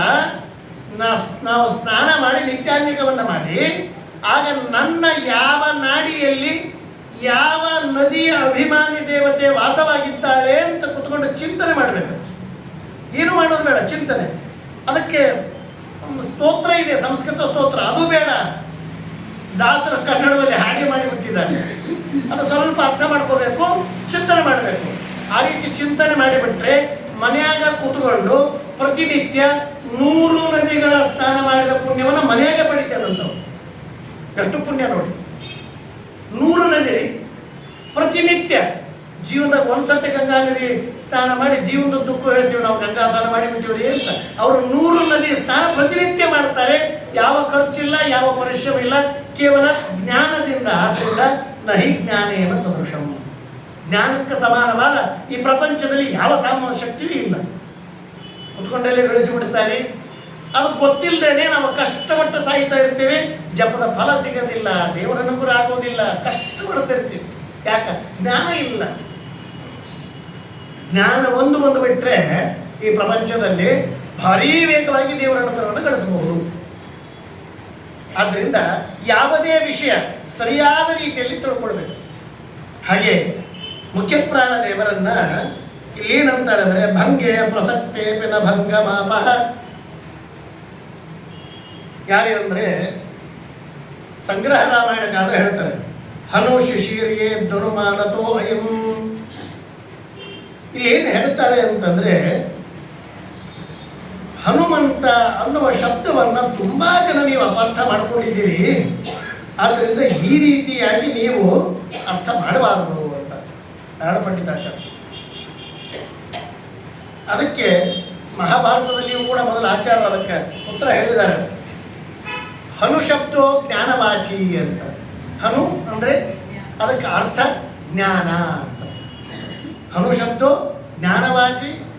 ಆಮೇಲೆ ಮುಂದೆ ಉಳಿದದ್ದು ಹನುಮಂತ ಅಂತೀವಿ ನೋಡ್ರಿ, ಅಂದ್ರೆ ಒಳ್ಳದ್ದು ಅಂತ ಅರ್ಥ, ಉಳ್ಳವರು ಅಂತ ಅರ್ಥ.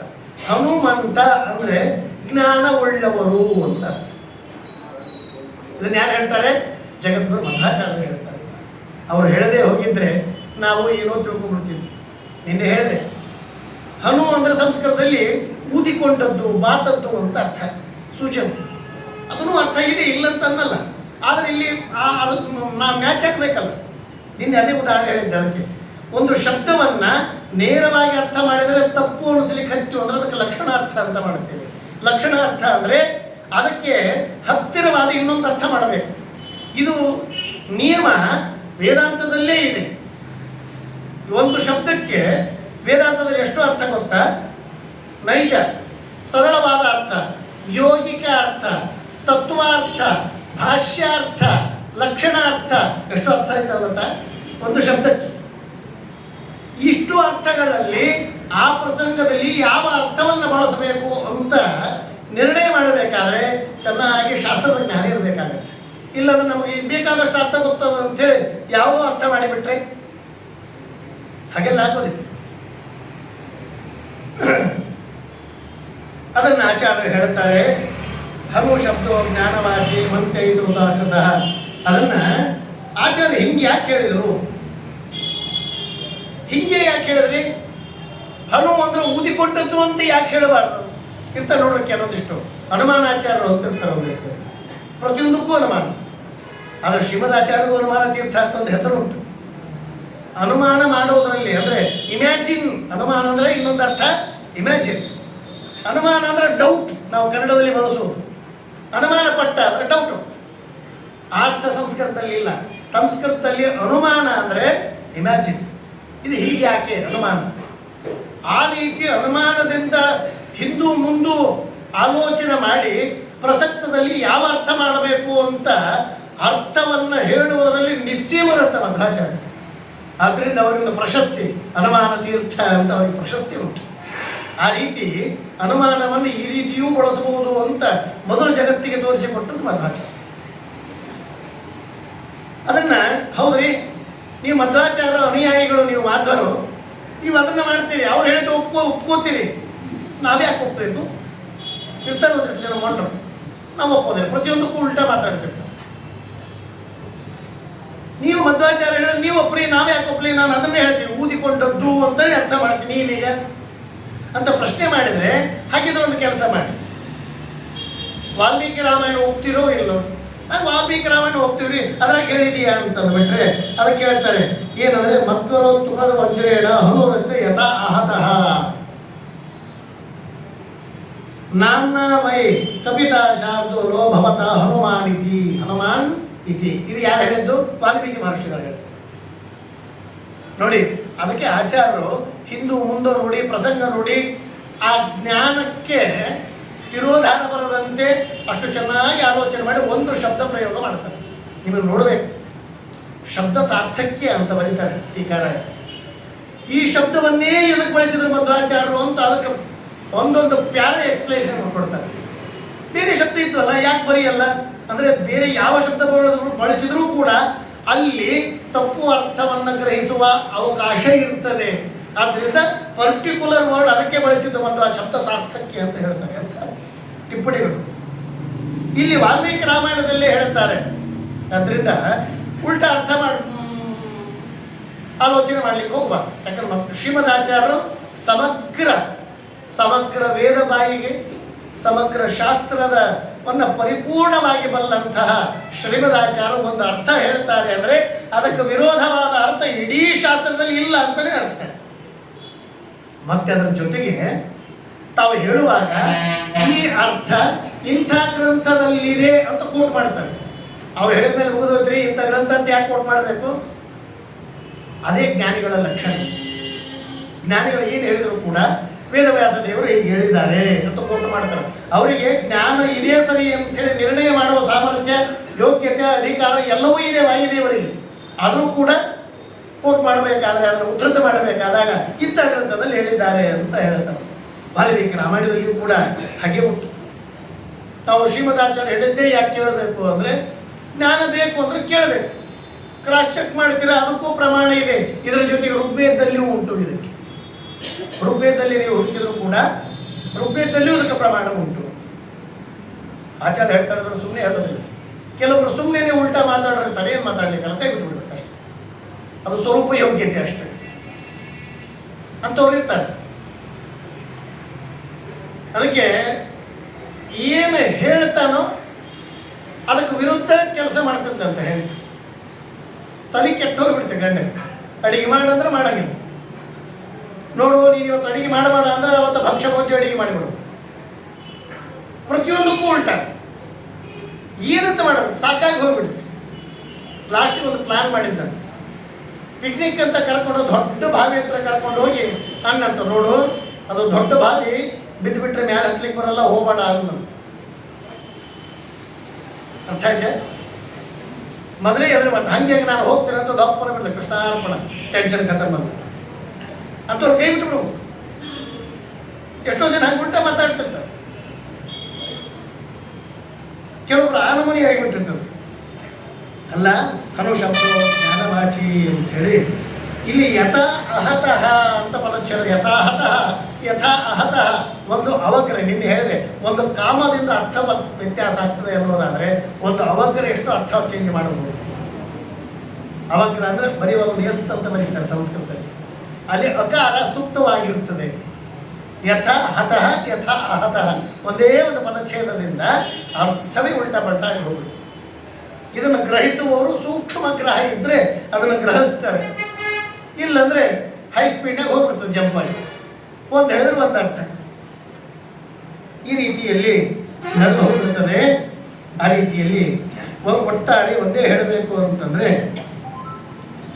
ನ ಮುಖೇ ನೇತ್ರಯೋಶ್ಚಾಪಿ ಲಲಾಟೆ ಚ ಭ್ರುವಸ್ತಥ ಅನ್ಯೇಷ್ವಪಿ ಚ ಸರ್ವೇಷು ದೋಷ ಸಂವಿಧತಃ ಕ್ವಚಿತ್.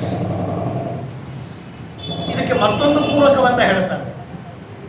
ಮುಖ್ಯ ಪ್ರಾಣದೇವರಿಗೆ ಮುಖ ಊದಿಕೊಂಡದ್ದು ಅಲ್ಲ ಅನ್ನಲಿಕ್ಕೆ ಮತ್ತೊಂದು ಮಾತು ಸುಂದರಕಾಂಡ ಅಲ್ಲ, ರಾಮಾಯಣದಲ್ಲಿ ಬೇರೆ ಕಡೆ ಬರ್ತದೆ. ಸುಂದರಕಾಂಡ ಪ್ರವೇಶ ಆದ ಏನು ಅಂದರೆ, ರಾಮದೇವರಿಗೆ ಹನುಮಂತ ಭೇಟಿ ಆದಾಗ ರಾಮದೇವರ ಬಾಯಿಯಲ್ಲಿ ಮುಖ್ಯ ಪ್ರಾಣದೇವರು ಹನುಮಂತನ ಪ್ರಶಂಸೆಯ ಶ್ಲೋಕ ನೋಡಬೇಕು. ಏನಂತಾರೆ ವಾಲ್ಮೀಕಿ ರಾಮಾಯಣದಲ್ಲಿ ಅಂತಂದರೆ, ನ ಮುಖೆ ಮುಖದಲ್ಲಿ, ನೇತ್ರಯೋಶ್ಚಾಪಿ ಕಣ್ಣುಗಳಲ್ಲಿ, ಲಲಾಟೆ ಹಣಿಯಲ್ಲಿ, ಭ್ರುವೋಸ್ತತ ನಸುಲಿನಲ್ಲಿ, ಅನ್ಯೇಶ್ವಪಿ ಬೇರೆ ಎಲ್ಲ ದೇಹದ ಭಾಗದಲ್ಲಿ, ಸರ್ವೇಷು ದೋಷ ಸಂವಿಧತೆ ಕ್ವಚಿತು ಎಲ್ಲಿ ಹುಡುಕಿದ್ರು ಒಂದು ಸಣ್ಣ ದೋಷವೂ ನಿನ್ನ ದೇಹದಲ್ಲಿಲ್ಲ ಅಂತ ಯಾರು ಹೇಳ್ತಾರೆ? ಇದನ್ನೇ ರಾಮಚಂದ್ರ ದೇವರು ಹನುಮಂತನ ಬಗ್ಗೆ ಹೇಳ್ತಾರೆ. ಇದು ರಾಮಾಯಣದಲ್ಲಿ ಬಂದಂತೆ. ಈಗ ದೇವರೇ ಸರ್ಟಿಫಿಕೇಟ್ ಕೊಟ್ಟ ಮೇಲೆ ಉಳಿದವರು ಯಾರು? ದೇವರೇ ಹೇಳ್ತಾರೆ ಒಂದು ಚೂರು ದೋಷ ಇಲ್ಲ ನಿನ್ನ ಶರೀರದಲ್ಲಿ, ಅಂತ ಅದ್ಭುತವಾದಂತಹ 32 ಲಕ್ಷಣ ಇರುವ ನಿನ್ನ ಶರೀರ, ಅತಿ ಅಪರೂಪದ ಸೌಂದರ್ಯ ನಿನ್ನಲ್ಲಿ ಅಂತ ಮುಖ್ಯ ಪ್ರಾಣದೇವರು ಹನುಮಂತನ ಬಗ್ಗೆ ರಾಮಚಂದ್ರ ದೇವರು ತೆಗೆದಂಥ ಸಂತೋಷದ ಉದ್ಗಾರದ ಶಬ್ದ ಇದೆ, ಉದ್ಗಾರದ ಶ್ಲೋಕ ಇದೆ. ಇಷ್ಟೂ ಪ್ರಮಾಣಗಳಿದ್ರೂ ಕೂಡ ಹನು ಅಂದರೆ ಮುಖ ಊದಿಕೊಂಡದ್ದು ಅಂದರೆ ಇದು ಎಷ್ಟು ಹುಚ್ಚ ಅರ್ಥ ಆಗುತ್ತೆ ಆಲೋಚನೆ ಅಲ್ವಾ? ರಾಮಾಯಣದಲ್ಲಿ ನೋಡ್ತೀವಿ, ಸಂಗ್ರಹ ರಾಮಾಯಣದಲ್ಲಿ ನೋಡ್ತೀವಿ, ಋಗ್ವೇದದಲ್ಲಿ ನೋಡ್ತೇವೆ, ಅಥವಾ ಹಿಂದೂ ಮುಂದೆ ಆಲೋಚನೆ ಮಾಡಿದರೂ ಕೂಡ ಈ ಶಬ್ದ ಸರಿಯಾಗಿ ಸೂಟ್ ಆಗೋದಿಲ್ಲ. ಆದರೂ ಕೂಡ ಅದನ್ನೇ ಹೇಳುವವರಿದ್ದಾರೆ ಒಂದಿಷ್ಟು ಜನ. ಹಾಗೆಲ್ಲ ತಪ್ಪು ಅರ್ಥ ಚಿಂತನೆ ಮಾಡಿದರೆ ಪಾಪ ಬರುತ್ತದೆ, ಸರಿಯಾಗಿ ಚಿಂತನೆ ಮಾಡಿದರೆ ದೇವರ ಅನುಗ್ರಹ ಆಗುತ್ತೆ. ಆದ್ದರಿಂದ ಶ್ರೀಮದಾಚಾರ್ಯರು ನಮಗೆ ಭಾಷ್ಯವನ್ನು ಬರೆದು ತಾತ್ಪರ್ಯದಲ್ಲಿ ನಮಗೆ ಇದೆಲ್ಲ ವಿಷಯವನ್ನು ತಿಳಿಸಿ ಅನುಗ್ರಹ ಮಾಡುತ್ತಾರೆ. ಸಾಧಕರಿಗೆ ಹೀಗೆ ಚಿಂತನೆ ಮಾಡಿ ದೇವರ ಅನುಗ್ರಹ ನಿಮಗೆ ಆಗ್ತದೆ ಅಂತ ಅನುಗ್ರಹ ಮಾಡುತ್ತಾರೆ. ಅಂತಹ ಮುಖ್ಯ ಪ್ರಾಣ ದೇವರ ಅನುಗ್ರಹ ನಮ್ಮೆಲ್ಲರಿಗೂ ಆಗಬೇಕು. ಒಂದು ಮುಖ, ದೇಹ, ನಸಲು, ಹಣೆ ಇಲ್ಲಿಯೂ ಕೂಡ ದೋಷ ಇಲ್ಲದಂತಹ ನಿನ್ನ ದೇಹ ಅಂತ ರಾಮಚಂದ್ರ ದೇವರು ಪ್ರಶಂಸೆಯನ್ನು ಮಾಡ್ತಾರೆ. ನಮಗೆ ನಮ್ಮ ದೇಹದಲ್ಲಿ ಸಣ್ಣ ವಯಸ್ಸಿನಲ್ಲಿ ಶಕ್ತಿ ಇರೋದಿಲ್ಲ ನೋಡಿ, ಸಣ್ಣ ವಯಸ್ಸಿನಲ್ಲಿ ಶಕ್ತಿ ಇರೋದಿಲ್ಲ. ಯಾವಾಗ ದೇಹದಲ್ಲಿ ಶಕ್ತಿ ಬರುತ್ತದೆ ಆವಾಗ ಎಚ್ಚರ ಇರೋಂಗಿಲ್ಲ. ಯಾವ ಎಚ್ಚರ? ಧರ್ಮ, ದೇವರ ಎಚ್ಚರ ಇರೋದಿಲ್ಲ. ಆವಾಗ ನಾವು ನಮ್ಮ ಸಂಪಾದನೆ, ಸಂಸಾರ, ಮಡದಿ, ಮಕ್ಕಳು ಅದೇ ಜೋಶ್ನಲ್ಲಿ ಇರ್ತೇವೆ. ಸಣ್ಣ ವಯಸ್ಸಿನಲ್ಲಿ ಗೊತ್ತಿಲ್ಲ, ಯುವಕ ಇದ್ದಾಗ ಜೋಶ್ನಲ್ಲಿ ಇರ್ತೇವೆ. ಆಮೇಲೆ ಯಾವಾಗ ಕಣ್ಣು ತೆಗಿತೇವಲ್ಲ ಅಷ್ಟೊತ್ತಿಗೆ ಆಗಲೇ ದೇಹ ಕುದ್ದಿ ಹೋಗಿರ್ತದೆ. ಸ್ನಾನ ಮಾಡಿದರೆ ನಗಡಿ ಬರ್ತದೆ, ಅದಕ್ಕೆ ಮಂಗಳಾರತಿ ತಗೊಂಡ್ರೆ ಕಾವಾಗ್ತದೆ, ತೀರ್ಥ ತಗೊಂಡ್ರೆ ತಂಪಾಗ್ತದೆ, ನಗಡಿ ಬರ್ತದೆ. ಏನು ಮಾಡಬೇಕು? ಆಗ ಧರ್ಮ ನಮಗೆ ಸ್ವಲ್ಪ ಸ್ವಲ್ಪ ತಿಳಿಲಿಕ್ಕೆ ಶುರುವಾಗುತ್ತೆ. ಆದ್ದರಿಂದ ಹಾಗಲ್ಲ, ಸರಿಯಾದ ಸಮಯಕ್ಕೆ ಅದೇ ಕೌಮಾರೇ ಆಚರಣೆಯತ್ ಪ್ರಾಜ್ಞ ಅಂತ ಪ್ರಹ್ಲಾದ ರಾಜರು ಭಾಗವತದಲ್ಲಿ ಹೇಳ್ತಾರೆ. ನೀವು ಧರ್ಮ ಆಚರಣೆ ಮಾಡಬೇಕಲ್ಲ ಸಣ್ಣ ವಯಸ್ಸಿನಿಂದ ಶುರು ಮಾಡಿರಿ. ಅಂದರೆ ಸಣ್ಣ ವಯಸ್ಸಿನಿಂದ ಶುರು ಮಾಡಿದ್ರೆ ಸ್ತೋತ್ರವನ್ನು ಚೆನ್ನಾಗಿ ಪಾಠ ಹೇಳಿಸ್ಕೊಡ್ರಿ, ಪಾರಾಯಣ ಮಾಡಿ. ಆಗ ನಮ್ಮನ್ನು ಆಧ್ಯಾತ್ಮ ಅಜ್ಞಾನದ ನಿದ್ರೆಯಿಂದ ನಮ್ಮನ್ನು ಎಚ್ಚರಿಸ್ತದೆ. ಮೈಯಲ್ಲಿ ಶಕ್ತಿ ಇದ್ದಾಗೆ ಆಧ್ಯಾತ್ಮ ಸಾಧನೆ ಮಾಡಲಿಕ್ಕೆ ನಮಗೆ ಎಚ್ಚರವನ್ನು ತಂದುಕೊಡುತ್ತದೆ. ಆಗ ಬದುಕು ಸಾರ್ಥಕವಾಗ್ತದೆ. ಕಣ್ಣು ತೆಗಿಬೇಕು. ಯಾವಾಗ? ಮೈಯಲ್ಲಿ ಶಕ್ತಿ ಇದ್ದಾಗೆ ಕಣ್ಣು ತೆಗಿಬೇಕು. ಅದಕ್ಕೆ ಒಬ್ಬ ತಮಾಷೆಯಾಗಿ ಹೇಳ್ತಾನೆ, ಬೆಕ್ಕು ಇರ್ತದೆ ನೋಡ್ರಿ, ಬೆಕ್ಕು ಹುಟ್ಟಿದಾಗ 3 ದಿವಸ ಕಣ್ಣು ತೆಗೆಯುತ್ತೆ. ಸ್ಪಷ್ಟವಾಗಿ ಹೇಳ್ತಾರೆ. ಈ ಆಕಳು ಕರು ಇರ್ತಾವಲ್ಲ, ಆಕಳುಗಳು ಕರು ಹಾಕಿದಾಗ ಕರು ಹುಟ್ಟಿದ ತಕ್ಷಣ ಕಣ್ಣು ತೆಗಿತಾವೆ. ಬೆಕ್ಕು 3 ದಿವಸಕ್ಕೆ ಕಣ್ಣು ತೆಗಿತವೆ. ನಾಯಿ 6 ದಿವಸಕ್ಕೆ ಕಣ್ಣು ತೆಗಿತವೆ. ಕಣ್ಣು ಮುಚ್ಚೆ ಹುಟ್ಟಿರ್ತಾವೆ, ಕಣ್ಣೇ ತೆಗಿಯಲ್ಲ. ನಾಯಿ 6 ದಿವಸಕ್ಕೆ ಕಣ್ಣು ತೆಗಿತೇವೆ. ಮನುಷ್ಯ ಯಾವಾಗ ತೆಗಿತಾನೆ ಅಂದರೆ ಇಲ್ಲೇ ಹುಟ್ಟತಾನೆ ತೆಗೆದಿರ್ತಾನೆ ಅಂತ ನಾವು ಅಂತೀವಲ್ಲ, ಆತ ಬೇರೆ ರೀತಿ ಹೇಳ್ತಾನೆ ಸಾಹಿತ್ಯಕಾರ. ಆಕಳು ಹುಟ್ಟಿದ ತಕ್ಷಣ ಕಣ್ಣು ತೆಗಿತವೆ, ಬೆಕ್ಕು 3 ದಿವಸಕ್ಕೆ ಕಣ್ಣು ತೆಗಿತವೆ, ನಾಯಿ 6 ದಿವಸಕ್ಕೆ ಕಣ್ಣು ತೆಗೆದ್ರೆ ಮನುಷ್ಯ ಲಗ್ನ ಆದ್ಮೇಲೆ ಕಣ್ಣು ತೆಗಿತಾನೆ. ಏನಾಯ್ತು? ಎಲ್ಲ ಗದ್ದಲಾಯ್ತು. ಅದಕ್ಕೆ ಯುವಕರನ್ನ ನೋಡ್ರಿ, ಮದುವೆ ಆಗ್ಲಾರ್ದಾರ ಯುವಕರನ್ನ ನೋಡ್ರಿ. ಮದುವೆ ಅಂದ್ರೆ ಆಯ್ತು ನೋಡ್ರಿ, ಮದುವೆ ಒಂದು ಆಗಿಬಿಟ್ರೆ ಆಯ್ತು ನೋಡ್ರಿ, ಎಲ್ಲ ಆಗೈತೆ. ನನಗೆ ನೌಕರಿ ಆಯ್ತು, ಪರ್ಮನೆಂಟ್ ಆಯ್ತು, ಪ್ರಮೋಷನ್ ಆಯ್ತು, ಮನಿನೂ ಕಟ್ಟಿಸಿಬಿಟ್ಟಿನಿ, ಮದುವೆ ಒಂದು ಆಗಿಬಿಟ್ರೆ ಆಯ್ತು ನೋಡ್ರಿ ಅಂತ. ಅಲ್ಲಿ ವಯಸ್ಸಾದ್ರೆ ಹೇಳ್ತಾರೆ ಶುರುವಾಗದ ಅಲ್ಲಿಂದ. ಅವನಿಗೆ ಗೊತ್ತಿಲ್ಲ ಅಷ್ಟೇ, ಪರೇಶಾನಿ ಶುರುವಾಗದ ಅಲ್ಲಿಂದ. ಹೀಗೆಲ್ಲ ಯಾವಾಗ ನಮಗೆ ಜ್ಞಾನದ ಎಚ್ಚರ ಇರಬೇಕು, ಅದು ಆಧ್ಯಾತ್ಮ ನಮ್ಮನ್ನು ಎಚ್ಚರಿಸ್ತದೆ. ಅದಕ್ಕೆ ಅಜ್ಞಾನದ ನಿದ್ರೆಯಿಂದ ನಮ್ಮನ್ನು ಎಚ್ಚರಿಸುವುದು ಗುರುಗಳ ಅನುಗ್ರಹ. ಆದ್ದರಿಂದ ಅಂತಹ ಆಚಾರ ಅನುಗ್ರಹ ನಮಗೆ ಆಗಬೇಕು. ಅಂತಹ ಮುಖ್ಯ ಪ್ರಾಣ ದೇವರು ಮುಂದೆ ತನ್ನ ವ್ಯಾಪಾರವನ್ನು ಪ್ರಾರಂಭ ಮಾಡುತ್ತಾನೆ.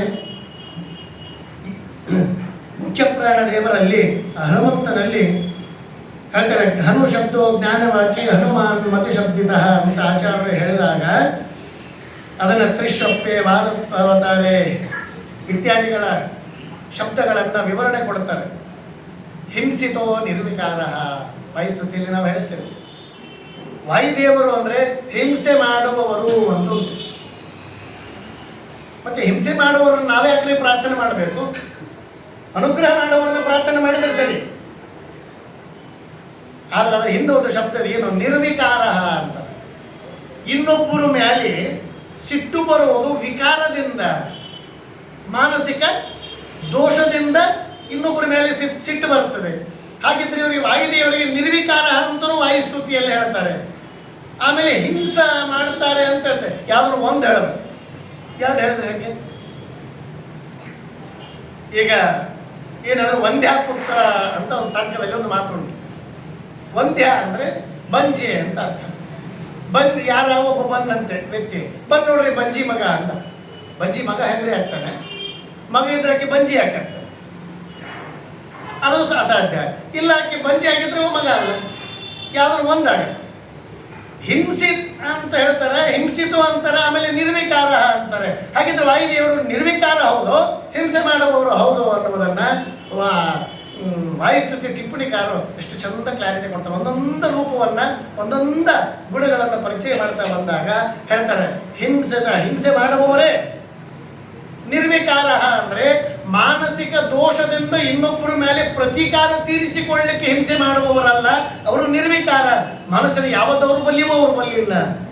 ಮತ್ತೆ ಹಾಗಿದ್ರೆ ಯಾಕೆ ಹಿಂಸೆ ಮಾಡ್ತಾರೆ ಅಂದ್ರೆ, ಯಾರು ಸಜ್ಜನರನ್ನ ಪೀಡೆ ಕೊಡ್ತಾರಲ್ಲ, ಸಜ್ಜನರಿಗೆ ಹಿಂಸೆ ಮಾಡ್ತಾರೆ, ದೇವರನ್ನ ಒಪ್ಪಲ್ಲ, ದೇವರನ್ನ ದ್ವೇಷ ಮಾಡುವವರು ಯಾರ್ಯಾರಿದ್ದಾರಲ್ಲ ಅವರನ್ನು ಹಿಂಸೆ ಮಾಡ್ತಾರಂತ ವಾಯುದೇವರು. ಆದ್ದರಿಂದ ಹಿಂಸಿತ ಹಿಂಸೆ ಮಾಡ್ತಾರೆ. ಆದ್ರೆ ವಿಚಿತ್ರ ಅಂದ್ರೆ, ನಾವು ಯಾರಿಗಾದ್ರೂ ಬೈಬೇಕಾದ್ರೆ ಮೊದಲು ನಮ್ಮ ತಲೆ ಹಾಳಾಗಿರ್ತದೆ, ಏನು ಮಾತಾಡ್ತೀವೋ ಮೈ ಮೇಲೆ ಎಚ್ಚರಿರಲ್ಲ. ಆಗ ನಮ್ಮ ಮನಸ್ಸಿನಲ್ಲಿ ವಿಕೃತಿ ಬಂದಿರ್ತದೆ, ಚೇಂಜಸ್. ಸಿಟ್ಟು ಬಂದಾಗ ನೋಡ್ರಿ ವಿವೇಕ ಕಳ್ಕೊಂಡ್ಬಿಡ್ತೇವೆ ಇನ್ನೊಬ್ರಿಗೆ ಬೈಯುವಾಗ. ಆದರೆ ಮುಖ್ಯ ಪ್ರಾಣದೇವರು ದುರ್ಜನರನ್ನು ಹಿಂಸೆ ಮಾಡುವಾಗ ಕೂಡ ಪೂರ್ಣ ಶಾಂತವಾದ ಮನಸ್ಸು ಅಂತ. ಇದು ಯಾರಿಗಾದ್ರೂ ಸಾಧ್ಯನಾ? ಒಂದು ಸರ್ತಿ ಬಿಟ್ಟು, ಎರಡು ಸರ್ತಿ ಬಿಟ್ಟು, ಮೂರನೇ ಸರಿ ಪ್ರಶ್ನೆ ಕೇಳಿದ್ರೆ ಸಿಟ್ಟು ಬಂದ್ಬಿಡ್ತದೆ, ಆವೇಶಕ್ಕೊಳಗೆ ಆಗಿಬಿಡ್ತದೆ. ಒಬ್ಬ ವ್ಯಕ್ತಿ ಬದರಿಗೆ ಹೋಗಿ ಬಂದಿತ್ತು. ಬದರಿಗೆ ಹೋಗಿ ಬಂದ ತಕ್ಷಣ ಒಂದು ಪದ್ಧತಿ ಇದೆ, ಬದರಿಗೆ ಹೋದ್ಮೇಲೆ ಏನೋ ಒಂದು ಬಿಡಬೇಕು. ನಮ್ಮಲ್ಲಿ ಒಬ್ರು ಇದ್ರು, ಆಚಾರ್ಯ ಏನೋ ಬಿಡ್ಬೇಕಂತ ಹೇಳ್ಯಾರ, ಅದಕ್ಕೆ ನಾನು ಬಿಟ್ಟು ಬಂದೀನಿ ನೋಡ್ರಿ ಅಂತ. ಏನು ಬಿಟ್ಟು ಬಂದಿರಿ ಅಂದ್ರೆ, ಉಳ್ಳಾಗಡ್ಡಿ ಬಿಟ್ಟು ಬಂದೀನಿ ನೋಡ್ರಿ. ನಿನಗೆ ತಿನ್ನಂತ ಯಾರಂದ್ರು? ಮೊದಲ ನೀನು ತಿನ್ನಂದವನೇ ಅವನು ಉಳ್ಳಾಗಡ್ಡಿ ಬಿಡ್ಲಿಕ್ಕೆ. ತಿನ್ನಂತ ಹೇಳೇ ಇಲ್ಲ, ಮತ್ತು ಬಿಡ್ತಿದ್ದೀನಿ. ಏನು ಬಿಡಬೇಕು ಅಂದ್ರೆ, ಅತಿ ಇಷ್ಟವಾದಂಥ ದೇವರಿಗೆ ನೈವೇದ್ಯ ಮಾಡಲು ಇರುವ ಪದಾರ್ಥದಲ್ಲಿ ಅತಿ ಇಷ್ಟವಾದದ್ದು ಬಿಡಬೇಕಂತ. ಅಂದ್ರೆ ಪದಾರ್ಥ ಬಿಡೋದೇ ಲಾಸ್ಟ್, ದಿ ಡೆಡ್ ಎಂಡ್ ಅದೇನಾ? ಅಲ್ಲ, ಅಲ್ಲಿಂದ ಶುರು. ಏನಂದ್ರೆ ಅತಿ ಇಷ್ಟವಾದ ಪದಾರ್ಥ ಬಿಡುವುದು ಅಂದ್ರೆ ಇಷ್ಟವಾದದ್ದನ್ನು ಬಿಡ್ಲಿಕ್ಕೆ ಟ್ರೈನಿಂಗ್ ಸ್ಟಾರ್ಟ್ಸ್. ಅಲ್ಲಿಂದ ಇಡೀ ಬದುಕಿನಲ್ಲಿ ಸಂಸಾರದ ಎಲ್ಲವನ್ನು ಒಂದೊಂದು ಬಿಡ್ಲಿಕ್ಕೆ ಟ್ರೈನಿಂಗ್ ಸ್ಟಾರ್ಟ್ ಬದರಿಯಿಂದ. ನಾವು ಒಂದು ವಸ್ತು ಬಿಟ್ಟಿರ್ತೀವಿ, ಅದೇ ಸ್ಟಾರ್ಟ್, ಅದೇ ಎಂಡ್, ಮತ್ತೇನು ಬಿಡೋದು. ಅದು ಬಿಟ್ಟಂಗೆ ಏನಾಯ್ತು? ಬಿಡುವುದು ಅಂದ್ರೆ ಅಲ್ಲಿಂದ ಒಂದೊಂದು ಬಿಟ್ಬಿಡೋದು. ಮಕ್ಕಳ ಮೇಲೆ ಮಮಕಾರ ಇದೆ, ಅದು ಬಿಟ್ಬಿಡೋದು. ಪತ್ನಿ ಮೇಲಿದೆ, ಮೊಮ್ಮಕ್ಕಳ ಮೇಲಿದೆ, ಮನೆ ಮೇಲಿದೆ, ಒಂದು ನಾವು ಆ ಸಂಬಂಧಗಳನ್ನು ಛೇದ ಮಾಡ್ತಾ ಬರಬೇಕಂತ. ಅದರ ಮೇಲಿರುವ ಮಮಕಾರವನ್ನ ತಕ್ಕೊಂಡ್ಬಿಡ್ಬೇಕು ವಾಪೀಸ್. ಅದನ್ನು ಛೇದ ಮಾಡಿಬಿಡ್ಬೇಕು, ಕತ್ತರಿಸಿ ಬಿಡಬೇಕು ಆ ಸಂಬಂಧವನ್ನು. ಕರ್ತವ್ಯ ಮಾಡು, ಅದರ ಅಟ್ಯಾಚ್ಮೆಂಟ್ ಬೇಡ. ಇದು ಸಾಧ್ಯನಾ? ಪಾಸಿಬಿಲಿಟಿ ಎವ್ರಿ ಟೈಮ್, ಎಲ್ಲರಿಗೂ ಸಾಧ್ಯ. ಆದರೆ ಅದಕ್ಕೆ ಎರಡು ಬೇಕು. ಈ ರೀತಿ ಬದುಕಲಿಕ್ಕೆ ಎರಡು ಬೇಕು. ಒಂದು ಅನುಷ್ಠಾನ, ಎರಡದ್ದು ಗುರುವಿನ ಅನುಗ್ರಹ. ಇವು ಎರಡು ಇಲ್ಲದೆ ಪ್ರಯತ್ನ ಮಾಡಿದ್ರೆ ಆಗೋದು. ಅದು ಇವೆರಡಿದ್ದಾಗ ಮಾತ್ರ ಖಂಡಿತವಾಗಿ ಇದ್ದು ಇಲ್ಲದಂತೆ. ಅಂದರೆ ಕಮಲ ಪತ್ರ ಸದೃಶವತ್ತು ಅಂತ ಉದಾಹರಣೆ ಕೊಡ್ತಾರೆ ಶಾಸ್ತ್ರದಲ್ಲಿ, ಹೌದಾ? ಕಮಲದ ಎಲೆ ಕೆಸರಿನಲ್ಲಿದ್ದರೆ ಕೆಸರು ಒಂಚೂರು ಅಂಟೋದಿಲ್ಲ. ಏನಂದ್ರೆ ಭವದಳು ಇದ್ದು ಇಲ್ಲದಂತಿರು ಅಂತ ಹರಿದಾಸರು ಅದರ ಕನ್ನಡ ಟ್ರಾನ್ಸ್ಲೇಷನ್ ಮಾಡ್ತಾರೆ. ಹರಿದಾಸರ ಪ್ರತಿಯೊಂದು ಶಬ್ದ ವೇದಾಂತ ರಹಸ್ಯವನ್ನೇ ಕನ್ನಡದಲ್ಲಿ ಹೇಳ್ತಾರೆ. ಈ ರೀತಿಯಲ್ಲಿದ್ದಾಗ ಬದುಕುವುದನ್ನು ಈ ರೀತಿ ಹೇಳ್ತಾರೆ. ಹಿಂಸೆ ಮಾಡುವಾಗ ಮಾನಸಿಕ ವಿಕಾರ ಇಲ್ಲಂತೆ. ಯಾರಿಗೆ? ವಾಯುದೇವರು. ನಮಗದು ಸಾಧ್ಯ ಇಲ್ಲ. ಕಾಶಿಯಲ್ಲಿ ಹೋಗಿ ಬಿಟ್ಟು ಬಂದ್ಬಿಡ್ತಾನೆ. ಹೋಗಿ ಬಿಟ್ಟು ಬಂದೆ ಮೊಮ್ಮಗ ಕೇಳ್ತಾನೆ. ಅವನ ತಾತ ಸ್ವಲ್ಪ ಸಿಟ್ಟಿನಂತ. ಮೊಮ್ಮಗ ನೋಡ್ರಿ ಬರ್ತಾನೆ. ತಾತನ ಹತ್ರ ಹೋಗ್ತಿದ್ದಿಲ್ಲ ಮೊಮ್ಮಗ ಸಿಟ್ಟಿನಿಂದ. ಮೊಮ್ಮಗನಿಗೆ ಭಾರಿ ಖುಷಿ, ತಾತ ಸಿಟ್ಟು ಬಿಟ್ಟು ಬಂದಾನಂತೆ. ಬಂದು ಮೊಮ್ಮಗ ಕೇಳ್ತಾನೆ ತಾತನ, ತಾತ ಸಿಟ್ಟು ಬಿಟ್ಟು ಬಂದೆ? ಹೌದಪ್ಪ ಬಿಟ್ಟು ಬಂದ್ಬಿಟ್ಟೆ. ಅವನಿಗೆ ಭರವಸೆ ಆಗುವಂತ. ಮತ್ತೆ ತಾತ ನಿಜವಾಗ್ಲೂ ಬಿಟ್ಟು ಬಂದೆ? ಹೌದು. ತಾತ ನಿಜವಾಗ್ಲೂ ಬಿಟ್ಟು ಬಂದ್ರೆ ಗೊತ್ತಾಗೋದಿಲ್ಲ ಅಂತ ಸಿಟ್ಟು ಬಿಟ್ಟು ಬಂದೆ. ನಮಗೆ ಹಾಗೆಲ್ಲ ಸಾಧ್ಯ ಇಲ್ಲ. ವಾಯುದೇವರಿಗೆ ಅದು ಸಾಧ್ಯ. ದುರ್ಜನರನ್ನ ಸಂಹಾರ ಮಾಡಬೇಕಾದಾಗ ಮೊನ್ಯು ಸೂಕ್ತವನ್ನ ಪಾರಾಯಣ ಮಾಡುವಂತ ಅಪರೂಪದ ಸಾಮರ್ಥ್ಯ ವಾಯುದೇವರಿಗೆ. ವಾಯುದೇವರು ಮನ್ಯು ಸೂಕ್ತ ಹೇಳಿದ್ದೆ ಯಾವಾಗ? ಕೀಚಕನನ್ನ ಸಂಹಾರ ಮಾಡುವಾಗ ಮನ್ಯು ಸೂಕ್ತವನ್ನ ಪಾರಾಯಣ ಮಾಡ್ತಾ ಅದರ ಚಿಂತನೆ ಮಾಡ್ತಾ ಸಂಹಾರ ಮಾಡಿದ್ರೆ ನಮಗಾಗತ್ತ? ಸಿಟ್ಟು ಬಂದಾಗ ತಲೆ ಹಾಳಾಗಿ ಮೂರು ಬಟ್ಟೆಯಾಗಿ ಹೋಗಿರುತ್ತೆ. ಇದು ವಾಯುದೇವರ ಸಾಮರ್ಥ್ಯ. ಹಿಂಸಿತೋ ನಿರ್ವಿಕಾರ ಅಂತ ನಾವು ವಾಯುಸ್ತುತಿ ಹೇಳುತ್ತೇವೆ. ಆದರೆ ವಾಯುದೇವರ ಈ ತತ್ವ ಗೊತ್ತಾಗೋದಿಲ್ಲ. ಯಾಕಂದ್ರೆ ಅರ್ಥ ಗೊತ್ತಾಗೋದಿಲ್ಲ. ಹಾಗ ಇಲ್ಲಿ ಏ ಗುಣ ನಾಮ ಜಗತ್ ಪ್ರಸಿದ್ಧ. ಸುಮಧ್ವ ವಿಷಯದಲ್ಲಿ ವಾಯುದೇವರು ಅಂದ್ರೆ ಯಾವ ಯಾವ ಗುಣಗಳು ಅಂತ ವಿಶೇಷವಾಗಿ ಒಳ್ಳೆಯ ಗುಣಗಳು ಅಂತ ಈ ಪ್ರಪಂಚದಲ್ಲಿ ಪ್ರಸಿದ್ಧಿಯನ್ನು ಹೊಂದಿದವಲ್ಲ, ಆ ಒಳ್ಳೆ ವ್ಯಕ್ತಿ, ಚೆನ್ನಾಗಿ ಮಾತಾಡ್ತಾನೆ, ಒಳ್ಳೆ ರೂಪವಂತ, ಒಳ್ಳೆ ಗುಣವಂತ, ಯಾರ ಮೇಲೆ ಸಿಟ್ಟಿಗೆ ಹೇಳೋದಿಲ್ಲ, ಉಪದೇಶ ಮಾಡಿದರೆ ಚೆನ್ನಾಗಿ ದೇವರ ಅನುಗ್ರಹ ಆಗುವಂತ ಉಪದೇಶವನ್ನೇ ಇವೆಲ್ಲ ಗುಣಗಳು. ಇಂತಹ ಗುಣಗಳು ಈ ಪ್ರಪಂಚದಲ್ಲಿ ಏನೇನಿದ್ದಾವೆ? ಏ ಗುಣ ನಾಮ ಜಗತ್ ಪ್ರಸಿದ್ಧ. ಜಗತ್ತಿನಲ್ಲಿ ಪ್ರಸಿದ್ಧಿಯಾದಂಥ ಏನೇನು ಉತ್ತಮವಾದ ಗುಣಗಳಿದ್ದಾವಲ್ಲ, ತೇಷು ತೇಷು ಸ್ಮನ್ನಿಧಿ ಸಾಕ್ಷಾನ್ ಮಹಾಭಾಗವತಃ ಪ್ರಭರಣಂ ಶ್ರೀಮಂತಮೇನಂ ಹನುಮಂತ ಮಾಹು. ಈ ಪ್ರಪಂಚದಲ್ಲಿ ಎಷ್ಟು ಒಳ್ಳೆಯ ಗುಣಗಳು ಅಂತ ಲೀಸ್ಟ್ ಮಾಡ್ರಿ ನೀವು. ಆ ಎಲ್ಲ ಒಳ್ಳೆ ಗುಣಗಳು ಹನುಮಂತ ಮುಖ್ಯ ಪ್ರಾಣದೇವರಲ್ಲಿ ಎಲ್ಲವೂ ಇದ್ದಾವೆ. ಯಾಕಂದ್ರೆ ಉತ್ತಮವಾದ ಭಗವಂತನ ಗುಣಗಳನ್ನ ಉಪಾಸನೆ ಮಾಡ, ಭಗವಂತನಿದ್ದುದೇ ಉತ್ತಮ ಗುಣಗಳು. ಭಗವಂತನ ಗುಣಗಳನ್ನ ಉಪಾಸನೆ ಮಾಡುವುದರಿಂದ ಆ ಗುಣಗಳು ನಮಗೆ ಬರ್ತಾವಂತ. ಅದಕ್ಕೆ ರಾಮಾಯಣವನ್ನ ಕೇಳಿದ ಮೇಲೆ ರಾಮನ ಕೆಲವು ಗುಣಗಳು ನಮ್ಮಲ್ಲಿ ಬಂದು ಬಿಡುತ್ತವೆ. ಹಾಗೆ ಉಪಾಸನೆ ಮಾಡಬೇಕಂತ. ಎಲ್ಲ ರಾಮಾಯಣ ಕೇಳಿದ ಮೇಲೆ ಯಾವ ಸ್ವಭಾವವೂ ನಮಗೆ ಮನಸ್ಸಿಗೆ ಅಂಟಿಕೊಳ್ಳಿಲ್ಲ ಅಂದ್ರೆ ರಾಮಾಯಣ ಸರಿ ಕೇಳಿಲ್ಲ ಅಂತ ಅರ್ಥ. ಒಂದು ವಿಷಯ ಹೇಳ್ತೀನಿ ರಾಮಾಯಣದಲ್ಲಿ, ಏನು ಅಂದ್ರೆ ರಾಮ ಪೂರ್ವಭಾಷಿ ಅಂತ ಕರೀತಾರೆ. ರಾಮನಿಗೆ ಪೂರ್ವಭಾಷೆ ಅಂದ್ರೆ ಏನು ಅಂದ್ರೆ, ಈಗ ಯಾರೋ ಒಬ್ಬ ಪರಸ್ಪರ ಪರಿಚಯ ಇರುವ ಇಬ್ಬರು ವ್ಯಕ್ತಿಗಳು ತುಂಬಾ ಪರಿಚಯ ಇದೆ, ಎಷ್ಟೋ ದಿನಗಳವರೆಗೆ ಅವ್ರಿಗೆ ಭೇಟಿಯಾಗಿಲ್ಲ, ಎಷ್ಟೋ ದಿನಗಳ ನಂತರ ಎಲ್ಲೋ ಭೇಟಿ ಆದ ತಕ್ಷಣ ಅದ್ರಾಗ ಯಾರೋ ಒಬ್ರು ಮಾತಾಡ್ತಾರೆ, ಅರೆ ಯಾವಾಗ ಬಂದಿ ಅಂತ ಕೇಳಿಬಿಡ್ತಾರೆ. ಇಬ್ಬರು ಪೈಕಿ ಮೊಟ್ಟ ಮೊದಲಿಗೆ ಯಾರು ಮಾತಾಡಿಸ್ತಾರೋ ಅವನಿಗೆ ಪೂರ್ವಭಾಷಿ ಅಂತ ಕರೀತಾರೆ. ಮೊದಲು ಮಾತಾಡಿಸುವ ಪೂರ್ವಭಾಷಿ ಅಂದ್ರೆ ರಾಮಚಂದ್ರ ದೇವರದು ಪೂರ್ವಭಾಷಿಯ ಸ್ವಭಾವ ಅಂತ. ಯಾರಾದರೂ ಬಂದುಬಿಟ್ರು ಅಂದ್ರೆ ಅವರನ್ನ ರಾಮಚಂದ್ರ ದೇವರೇ ಮೊದಲು ಮಾತಾಡಿಸ್ತಿದ್ರು. ಇದು ರಾಮಚಂದ್ರ ದೇವರ ಪೂರ್ವಭಾಷೆ. ಅವರು ಸಣ್ಣವನಾಗಿದ್ರೆ ಅವನೇನ್ಬಿಟ್ರೆ ಅವನು ಮಾತಾಡಿಸ್ಲಿ, ಆಮೇಲೆ ನಾನು ಮಾತಾಡ್ತೀನಿ, ಇಲ್ಲ, ಮೊಟ್ಟ ಮೊದಲು ಓ ಚೆನ್ನಾಗಿದ್ದೀಯಾ ಮೊದಲೇ ರಾಮಚಂದ್ರ ದೇವರು ಮಾತಾಡಿಸಿಕೊಳ್ತಿದ್ದಾರೆ. ರಾಮನ ಔದಾರ್ಯ ಸುಮ್ಮನೆ ಇಷ್ಟು ದಿವಸಗಳವರೆಗೆ ಒಬ್ಬ ಒಳ್ಳೆ ವ್ಯಕ್ತಿ ಇದ್ದ ಆತ ತೀರ್ಕೊಂಡ್ರೆ ಎಲ್ಲ ಮರೆತು ಬಿಡ್ತಾರೆ. ರಾಮಚಂದ್ರ ದೇವರ ಅವತಾರ ಎಷ್ಟೋ ವರ್ಷಗಳಾದವು. ಇವತ್ತಿಗೂ ರಾಮನ ಆದರ್ಶ ಹಾಗೇ ಅಚ್ಚಳಿಯದೆ ಉಳಿಲಿಕ್ಕೆ ಕಾರಣ ಅಂದ್ರೆ ಸದ್ಗುಣಗಳ ಸಮುದ್ರ ಆದದ್ರಿಂದ ಇವತ್ತಿಗೂ ಹಾಗೆ ಉಳಿದಿದೆ ರಾಮಚಂದ್ರ ದೇವರು. ನಾವು ಮಾತಾಡ್ತೀವಿ ಹಾಗೆ. ಯಾರೋ ಪರಿಚಯದವರು ಬಿಟ್ಟು ಬಂದಿರ್ತಾನೆ, ಇಬ್ರು ಬಸ್ ಸ್ಟ್ಯಾಂಡ್ನಾಗ ನಿಂತಿರ್ತಾರೆ. ಇವನಿಗೆ ಗೊತ್ತಾಗಿರ್ತದೆ ಅವನು ನನ್ನ ಪರಿಚಯದವನು ಅಂತ. ಮಾತಾಡಿಸ್ಬೇಕು, ಅವನು ಮಾತಾಡ್ಸಿಬಿಡ್ಲಿ, ನಾನ್ಯಾಕೆ ಮಾತಾಡಿಸ್ಲಿ, ಮೊದಲು ಅವ್ನು ಮಾತಾಡಿಸ್ಲಿ ಆಮೇಲೆ ನಾನು ಮಾತಾಡಿಸಿದ್ರೆ ಆಯ್ತು ಕಿವ, ಮತ್ತೆ ಅವನಿಗೆ ಕಡಿಮೆ. ಅವ್ನು ಮಾತಾಡಿಸ್ಲಿಲ್ಲ ಆಮೇಲೆ ನಾನು ಮಾತಾಡಿಸ್ತೀನಿ ಅಂತ ಅವನು ಅನ್ಕೋತಾನೆ. ಕಡೆಗೆ ಬಸ್ ಬರ್ತದೆ, ಅವ್ರು ಬೇರೆ ಬಚ್ಚಿ ಹೋಗ್ತೀನಿ, ಇವ್ರು ಬೇರೆ ಬಚ್ಚಿ ಹೋಗ್ತೀನಿ. ಇಲ್ಲ ಇದೇನಂದ್ರೆ ಇದು ಅಹಂಕಾರ ಅಡ್ಡ ಬರುತ್ತೆ. ನಾನು ಅದನ್ನು ಮಾತಾಡಿಸ್ಲೆ, ಅದಕ್ಕೂ ಅಷ್ಟೇ ಪರಿಚಯ ಇದಲ್ವಾ, ಅದ ಮಾತಾಡಿಸ್ಲಿ. ಮತ್ತೆ ನಿನಗಿಂತ ಅಹಂಕಾರ ಅವನಿಗಿಲ್ವಾ, ಅವರು ಅಷ್ಟೇ ಆಲೋಚನೆ ಮಾಡ್ತಾರೆ. ಹಾಗಾದ್ರೆ ಇಬ್ಬರು ಮಧ್ಯೆ ಮಾತೇ ನಿಂತು ಹೋಗುತ್ತೆ, ವ್ಯವಹಾರ ನಿಂತು ಹೋಗುತ್ತೆ, ಪ್ರೀತಿ ವಿಶ್ವಾಸಗಳ ವ್ಯವಹಾರಗಳು ನಿಂತು ಹೋಗುತ್ತೆ. ಈ ರೀತಿ ಪ್ರಪಂಚ ಆಗಿಬಿಟ್ರೆ ಪ್ರತಿಯೊಬ್ಬನು ಅನಾಥನಂತೆ ಬದುಕಬೇಕಾಗತ್ತೆ. ನಾವು ಮನುಷ್ಯ ಸಂಘಜೀವಿ, ಎಲ್ಲರ ಜೊತೆ ಪ್ರೀತಿಯಿಂದ ವ್ಯವಹಾರ ಮಾಡಿದಾಗ ಮಾತ್ರ ನಾವು ಬದುಕಲಿಕ್ಕೆ ಸಾಧ್ಯ. ರಾಮಾಯಣವನ್ನು ಕೇಳಿದಾಗ ನಮ್ಮ ಬದುಕು ಸುಧಾರಣೆ ಆಯಿತು ಅಂದ್ರೆ ರಾಮಾಯಣ ಕೇಳಿರುತ್ತೆ. ಇದು ವಾಯುದೇವರ ಸ್ವಭಾವ ಏನಂದ್ರೆ, ಇನ್ನೊಬ್ಬರಿಗೆ ದುರ್ಜನರನ್ನು ಹಿಂಸೆ ಮಾಡಿದರೂ ಮನಸ್ಸು ವಿಕಾರ ಆಗೋದಿಲ್ಲ ಅಂತೆ. ಅಷ್ಟೊಂದು ನಮಗೆ ಬರೋದಿಲ್ಲ, ಎಷ್ಟು ಆಗ್ತದೆ ಅಷ್ಟು ಪ್ರಯತ್ನ ಮಾಡಬೇಕು. ಅಂತಹ ಮುಖ್ಯ ಪ್ರಾಣ ದೇವರು ಆ ಒಂದು ರಾಮಚಂದ್ರ ದೇವರ ಸೇವೆಯನ್ನು ಮಾಡಲಿಕ್ಕೆ ಅಂತ ಬಂದು ಮುಂದಿಟ್ಟುಕೊಳ್ತಾನೆ ರಾಮಾಯಣದಲ್ಲಿ. ಅಷ್ಟೊತ್ತಿಗಾಗಲೇ ರಾಮಚಂದ್ರ ದೇವರ ಬಹುಭಾಗದ ರಾಮಾಯಣದ ಚರಿತ್ರೆ ಮುಗಿದು ಹೋಗಿರ್ತದೆ. ಮುಗಿದು ಹೋದಾಗ ಕೊನೆಗೆ ಭಗವತ್ ಸಂಕಲ್ಪದಂತೆ ಸೀತೆಯ ರೂಪದಲ್ಲಿರುವಂತಹ ಅಗ್ನಿದೇವರ ಮಗಳನ್ನ ರಾವಣ ಎತ್ತುಕೊಂಡು ಹೋಗಿರ್ತಾನೆ. ಇದು ನಿಮಗೆ ಪುರಾಣಾಂತರಗಳಲ್ಲಿ ಆಧಾರ ಸಿಗ್ತದೆ. ಅದನ್ನು ಆಚಾರ್ಯರು, ಶ್ರೀಮದಾಚಾರ್ಯರು ಸ್ಪಷ್ಟೀಕರಣವನ್ನು ಕೊಡ್ತಾರೆ. ರಾವಣ ಹೊತ್ತೊಯ್ದದ್ದು ಸೀತೆಯನ್ನ ಅಂತ ಯಾರು ತಿಳಿದಿದ್ರು? ರಾವಣ ತಿಳಿದಿದ್ದ. ಆದರೆ ಆಕೆ ಸೀತೆ ಅಲ್ಲ ಅಂತಾರೆ ಆಚಾರ್ಯ. ಆಚಾರ್ಯ ಬಿಟ್ಟರೆ ಈ ಸತ್ಯವನ್ನು ಯಾರೂ ಹೇಳಿ, ಎಲ್ಲರೂ ಸೀತೆಯನ್ನೇ ಒಯ್ದಿದ್ದು ಅಂತ ಹೇಳಿಬಿಡ್ತಾರೆ.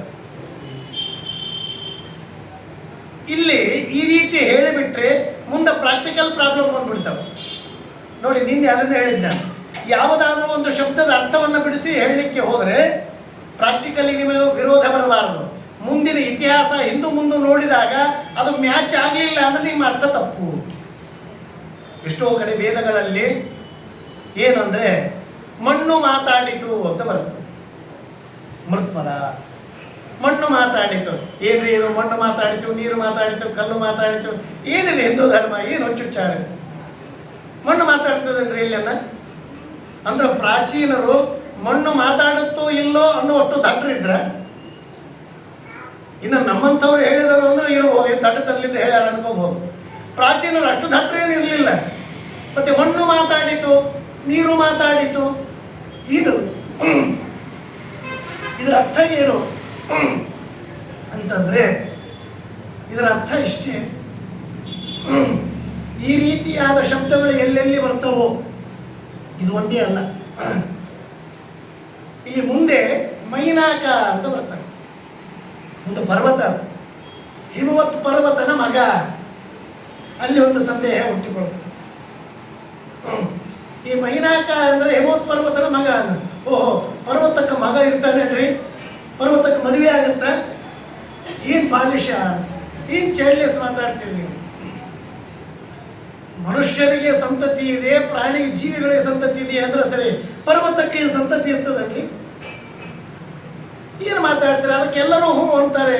ಎಷ್ಟು ದಡ್ಡರು ಹಿಂದೂಗಳು ಅಂತ ಮಾತಾಡಿದ್ರು ಅಂದ್ರೆ ಅವ್ರಿಗೆ ಬುದ್ಧಿ ಇಲ್ಲ ಅಂತ ಅರ್ಥ. ಯಾಕಂದ್ರೆ ನಮಗೆ ಪರ್ವತದ ಮಗ ಅಂತ ನೋಡು, ಮಣ್ಣು ಮಾತಾಡಿತು, ನೀರು ಮಾತಾಡಿತು, ಇದು ಏನಿದ್ರ ಅರ್ಥ ಅಂದ್ರೆ ಎಲ್ಲರೂ ಒಪ್ಕೊಂಡೇ ಬಂದಿದ್ದಾರೆ ಅಂದ್ರೆ ಎಲ್ಲರಿಗೂ ಬುದ್ಧಿ ಇಲ್ಲ ಅಂತ ಅರ್ಥನ? ಹಾಗಿದ್ರೆ ಏನು ಅರ್ಥ ಮಾಡಬೇಕು ಅಂದ್ರೆ, ಮಣ್ಣು ಮಾತಾಡಿತು ಅಂದ್ರೆ ಮಣ್ಣಿನ ಅಭಿಮಾನಿ ದೇವತೆ ಮಾತಾಡಿದ ಅಂತದ್ರ ಅರ್ಥ. ನೀರು ಮಾತಾಡಿತು, ಯಾರು? ಜಲಾಭಿಮಾನಿಯಾದಂತಹ ವರುಣ ಮಾತಾಡಿದ ಅಂತ ಅರ್ಥ. ಮೈನಾಕ ಹಿಮವತ್ ಪರ್ವತನ ಮಗ ಅಂದ್ರೆ ಹಿಮವತ್ ಪರ್ವತದ ಅಭಿಮಾನಿ ದೇವತೆ ಯಾರು? ಆ ಅಭಿಮಾನಿ ದೇವತೆಯ ಮಗ ಮೈನಾಕ ಪರ್ವತಕ್ಕೆ ಅಭಿಮಾನಿ ದೇವತೆ. ಇದು ಅರ್ಥ. ಇದು ಅರ್ಥ ಆಗಲಿಲ್ಲ ಅಂದ್ರೆ ಏನೂ ಅರ್ಥ ಆಗಲ್ಲ. ಮಣ್ಣು ಮಾತಾಡಿತು, ಆ ಹಿಮವತ್ ಪರ್ವತನ ಮಗ. ಹೌದು ಹೌದು ಹೌದು. ಪ್ರವಚನ ಕೇಳುವಾಗ ಸಂದೇಹ ಬಂತು ಅಂದ್ರೆ ಅದರ ಪರಿಹಾರ ಮಾಡ್ಕೊಳ್ಬೇಕು. ಕೇಳಿ, ಪ್ರವಚನ ಹೇಳುವವರು ಸಂದೇಹ ಬರದಂತೆ ಅದನ್ನ ಪೂರ್ತಿ ಕ್ಲಾರಿಫಿಕೇಶನ್ ಕೊಟ್ಕೊಂಡು ಹೋಗ್ಬೇಕು. ಅಂದ್ರೆ ನೀವು ಎಷ್ಟೇ ಪ್ರವಚನ ಕೇಳಿ ಅದು ಸಾರ್ಥಕ ಆಗುತ್ತೆ. ನಾವು ವಾರಗಟ್ಟಲೆ ಪ್ರವಚನ ಕೇಳಿದ್ವಿ, ಮಣ್ಣು ಮಾತಾಡಿತು ಹೂ ಅಂದ್ವಿ, ನೀರು ಮಾತಾಡಿತು ಹೂ ಅಂದೆ. ನೀರು ಮಾತಾಡ್ತದಲ್ರಿ? ಅದು ಇಲ್ಲ, ಆಚಾರ್ಯ ಹೇಳಿದ್ವಿ, ನಾವು ಕೇಳಿದ್ವಿ ಅಲ್ವ. ಇದು ಪ್ರವಚನ ಕೇಳುವ ಲಕ್ಷಣ ಅಲ್ಲ. ಕೆಲವೊಬ್ಬರಿಗೆ ಅತಿ ಶ್ರದ್ಧೆ ಇರ್ತದೆ, ಕೆಲವೊಬ್ಬರಿಗೆ ಹುಚ್ಚುಚ್ಚಾರೆ ಪ್ರಶ್ನೆಗಳು ಕೇಳ್ತಿರ್ತಾರೆ. ಎರಡು ಥರ ಜನ. ಅತಿ ಶ್ರದ್ಧೆನೂ ಡೇಂಜರ್ ಇದೆ. ಅತಿ ಶ್ರದ್ಧೆ ಇರುವ ಕಣ್ಮುಚ್ಕೊಂಡು ನಂಬಾರ್ದು ಯಾವುದನ್ನು. ತರ್ಕಬದ್ಧವಾಗಿ ಜೀವನ ಇರಬೇಕು. ಆನಂತರ ಪ್ರತಿಯೊಂದಕ್ಕೂ ಉಲ್ಟಾ ಸೀದಾ ಪ್ರಶ್ನೆ ಕೇಳಬಾರ್ದು, ಅದು ಹುಚ್ಚುತನ. ಆಚಾರ ಒಂದ್ಸರ್ತಿ ಹೆಂಗೆ ಪಶ್ಚಿಮ ಮಾಲೆ ಕೂತಿದ್ರು ಪ್ರವಚನ ಮಾಡುವಾಗ ಕೂತ್ಕೊಂಡಾಗ ಭಾರಿ ಅದ್ಭುತವಾಗಿ ಮೂಡಲದಲ್ಲಿ ಸೂರ್ಯ ಮೂಡಿಬಿಟ್ಟ ಅಂತ ಹಿಂಗೆ ತೋರಿಸಿಬಿಟ್ರು. ಪಶ್ಚಿಮ ಮಾಲೆ ಕೂತಿದ್ರು ಆಚಾರ್ಯರು. ಅದರ ಮುಂದೆ ಕೂತವ ನನ್ನಂತ, ಏನ್ರಿ ಆಚಾರ್ಯ ಪಶ್ಚಿಮಕ್ಕೆ ಸೂರ್ಯೋದಯ ಆಗತ್ತಾ, ಪಶ್ಚಿಮಕ್ಕೆ ತೋರಿಸಿಬಿಟ್ರಲ್ಲ ಅಂದ್ಬಿಟ್ಟಂತ. ಇದು ಹುಚ್ಚು ಪ್ರಶ್ನೆ. ಏನೋ ಕೈ ಮಾಡಿ ತೋರಿಸಿರೋದಲ್ಲ, ಆ ಕಡೆ ಹುಟ್ಟುತ್ತಾನಂತ ಅವ್ರಿಗೆ ಹೇಳಿದ್ರೆ ನನಗೆ.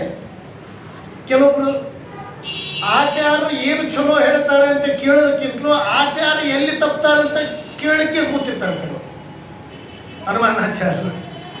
ಅವ್ರು ಯಾವತ್ತೂ ಸಂತುಷ್ಟಿ ಆಗಲ್ಲ. ಹಂಗೆ ಒಬ್ಬರು ಕೇಳಿಬಿಟ್ಟಂತ, ಏನ್ರಿ ಪಶ್ಚಿಮಕ್ಕೆ ಹೆಂಗ ಅಂದ ತಕ್ಷಣ ಅದ್ರ ಪಕ್ಕಕ್ಕೆ ಕೂತವನು ಸಿಟಿಗೇರಿಬಿಟ್ಟ. ಅವರು ದಿವಸ ಬರ್ತಿದ್ದ ಪಕ್ಕಕ್ಕೆ ಕೂತವನಂತೆ ಬಾಯಿ ಮುಚ್ಚ ಅಂದವನು. ಯಾರು ಅದಕ್ಕೆ ಮಾತಾಡಿದ್ದಲ್ಲ ಉಲ್ಟಾಸಿರೋ ಬಾಯಿ ಮುಚ್ಚು. ಆಚಾರ್ಯ ಅಂದ್ರೆ ಏನು ತಿಳ್ಕೊಂಡೆ, 50 ವರ್ಷದಿಂದ ಅವರು ಪ್ರವಚನ ಹೇಳ್ತಾರೆ, ಅವ್ರು ಸುಳ್ಳು ಹೇಳ್ತಾರೆ ಅನ್ನೋ ಅನ್ನೋದು. ಇದು ಹೆಚ್ಚು ವಿಶ್ವಾಸ. ಈ ಅತಿ ಹುಚ್ಚು ವಿಶ್ವಾಸ ಇದ್ರೂ ವೇದಾಂತ ಅರ್ಥ ಆಗೋದಿಲ್ಲ. ಹುಚ್ಚು ಪ್ರಶ್ನೆ ಕೇಳುವವನಿಗೆ ವೇದಾಂತ ಅರ್ಥ ಆಗೋದಿಲ್ಲ. ಇವು ಎರಡೂ ವೇಸ್ಟೇ. ನೈಜವಾದ ಅರ್ಥ ಬರಬೇಕು, ತರ್ಕಬದ್ಧವಾಗಿ ಇರಬೇಕು. ಆ ಡೌಟ್ ಬಂತಂದ್ರೆ ಕೇಳಿ ಕ್ಲಾರಿಫಿಕೇಶನ್ ಮಾಡ್ಕೊಳ್ಬೇಕು. ಆ ಪುರಾಣ ಸಾರ್ಥಕ.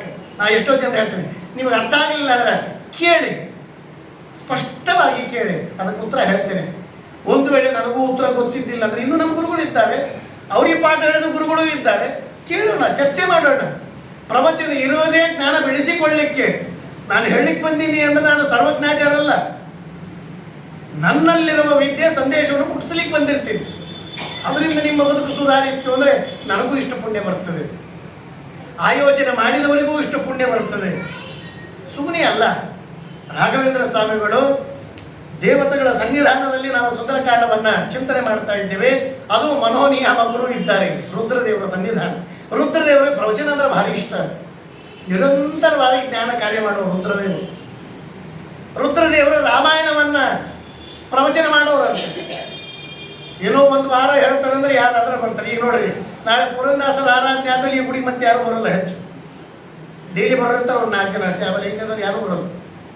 ಒಂದು ವೇಳೆ ಆಚಾರ್ಯ ನೀವೊಂದು 6 ತಿಂಗಳು ಎಲ್ಲೇ ಇರ್ರಿ ಅಂತ ಸಮಿತಿಯವರು ನನಗೆ ವ್ಯವಸ್ಥೆ ಮಾಡಿ 6 ತಿಂಗಳು ಇಟ್ಟರು ಅಂದರೆ ಇಷ್ಟು ಜನ ಯಾರು ಬರೋದು?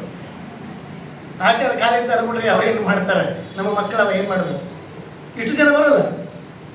ರುದ್ರದೇವರದ್ದು ಇದೇ ಪರೇಶಾನಿ. ಏನಂದ್ರೆ ರಾಮಾಯಣ ಹೇಳ್ತೀವಿ ಬಾ ಅಂದ್ರೆ ಯಾರು ಪ್ರತಿನಿತ್ಯ ಯಾರೂ ಸಿಗ್ತಿದ್ದಿಲ್ಲ. ಅಂದ್ರೆ ಪ್ರವಚನ ಕೇಳಲಿಕ್ಕೆ ಆಡಿಯನ್ಸ್ ಆವಾಗಲಿಂದನೂ ಪ್ರಾಬ್ಲಮ್ ಅದ, ಈಗಲೂ ಅದ. ಸಮಿತಿಯವರಿಗೆ ದೊಡ್ಡ ಕಷ್ಟ ಇದು. ಆಚಾರ್ಯ ಕರೆಸಿದ ಮೇಲೆ ಜನನ್ ಜಮಾಯಿಸಬೇಕು, ಇಲ್ಲಾಂದ್ರೆ ಆಚಾರ ಬೇಚಾರ ಮಾಡ್ಕೊಳ್ತಾರೆ. ಇವರು 10 ಬೇರೆ ಕರೆದ್ರೆ ಇವರು ಬರಲ್ಲ. ಇದು ನುಂಗ್ಲಾರ ತುತ್ತಾಗಿರ್ತದೆ ಸಮಿತಿಯವರಿಗೆ. ರುದ್ರದೇವರಿಗೆ ಪ್ರಾಬ್ಲಮ್ ಅದು. ಅದಕ್ಕೆ ಏನು ಮಾಡ್ತಿದ್ರು ಗೊತ್ತಾ? ಪಾರ್ವತಿಯನ್ನು ಮುಂದೆ ಕೂಡಿಸ್ಕೊಂಡು ಹೇಳ್ತಿದ್ರು ಅಂತ ರುದ್ರದೇವರು. ಯಾರಿಲ್ಲದ ಬರೋಲ್ಲ, ನೀನೇ ಕೇಳೋದು. ಮತ್ತೆ ಅಕ್ಕಿಯಲ್ಲಿ ಹೋಗ್ತಾಳೆ, ಮನೆ ಬಿಟ್ಟಂತ ಹೋಗಿ ನೋಡು. ಅದಕ್ಕೆ ಅಕ್ಕಿನೇ ಆಡಿಯನ್ಸ್. ಪಾರ್ವತಿಯನ್ನ ಮುಂದೆ ಕೂಡಿಸಿಕೊಂಡು ಇಡೀ ರಾಮಾಯಣವನ್ನು ಪ್ರವಚನ ಮಾಡಿದ್ದನ್ನ ಇವತ್ತು ಆಧ್ಯಾತ್ಮ ರಾಮಾಯಣ ಅಂತ ಇವತ್ತಿಗೂ ಸಿಗ್ತದೆ ನಿಮಗೆ. ಪಾರ್ವತಿಗೂ ಉಪದೇಶ ಮಾಡಿದ ರಾಮಾಯಣ ಉಂಟು ಇವತ್ತಿಗೂ. ಸಂಪೂರ್ಣ ರಾಮಾಯಣ ಇದೆ, ಆಧ್ಯಾತ್ಮ ರಾಮಾಯಣ ಅಂತ ಸಿಗುತ್ತೆ.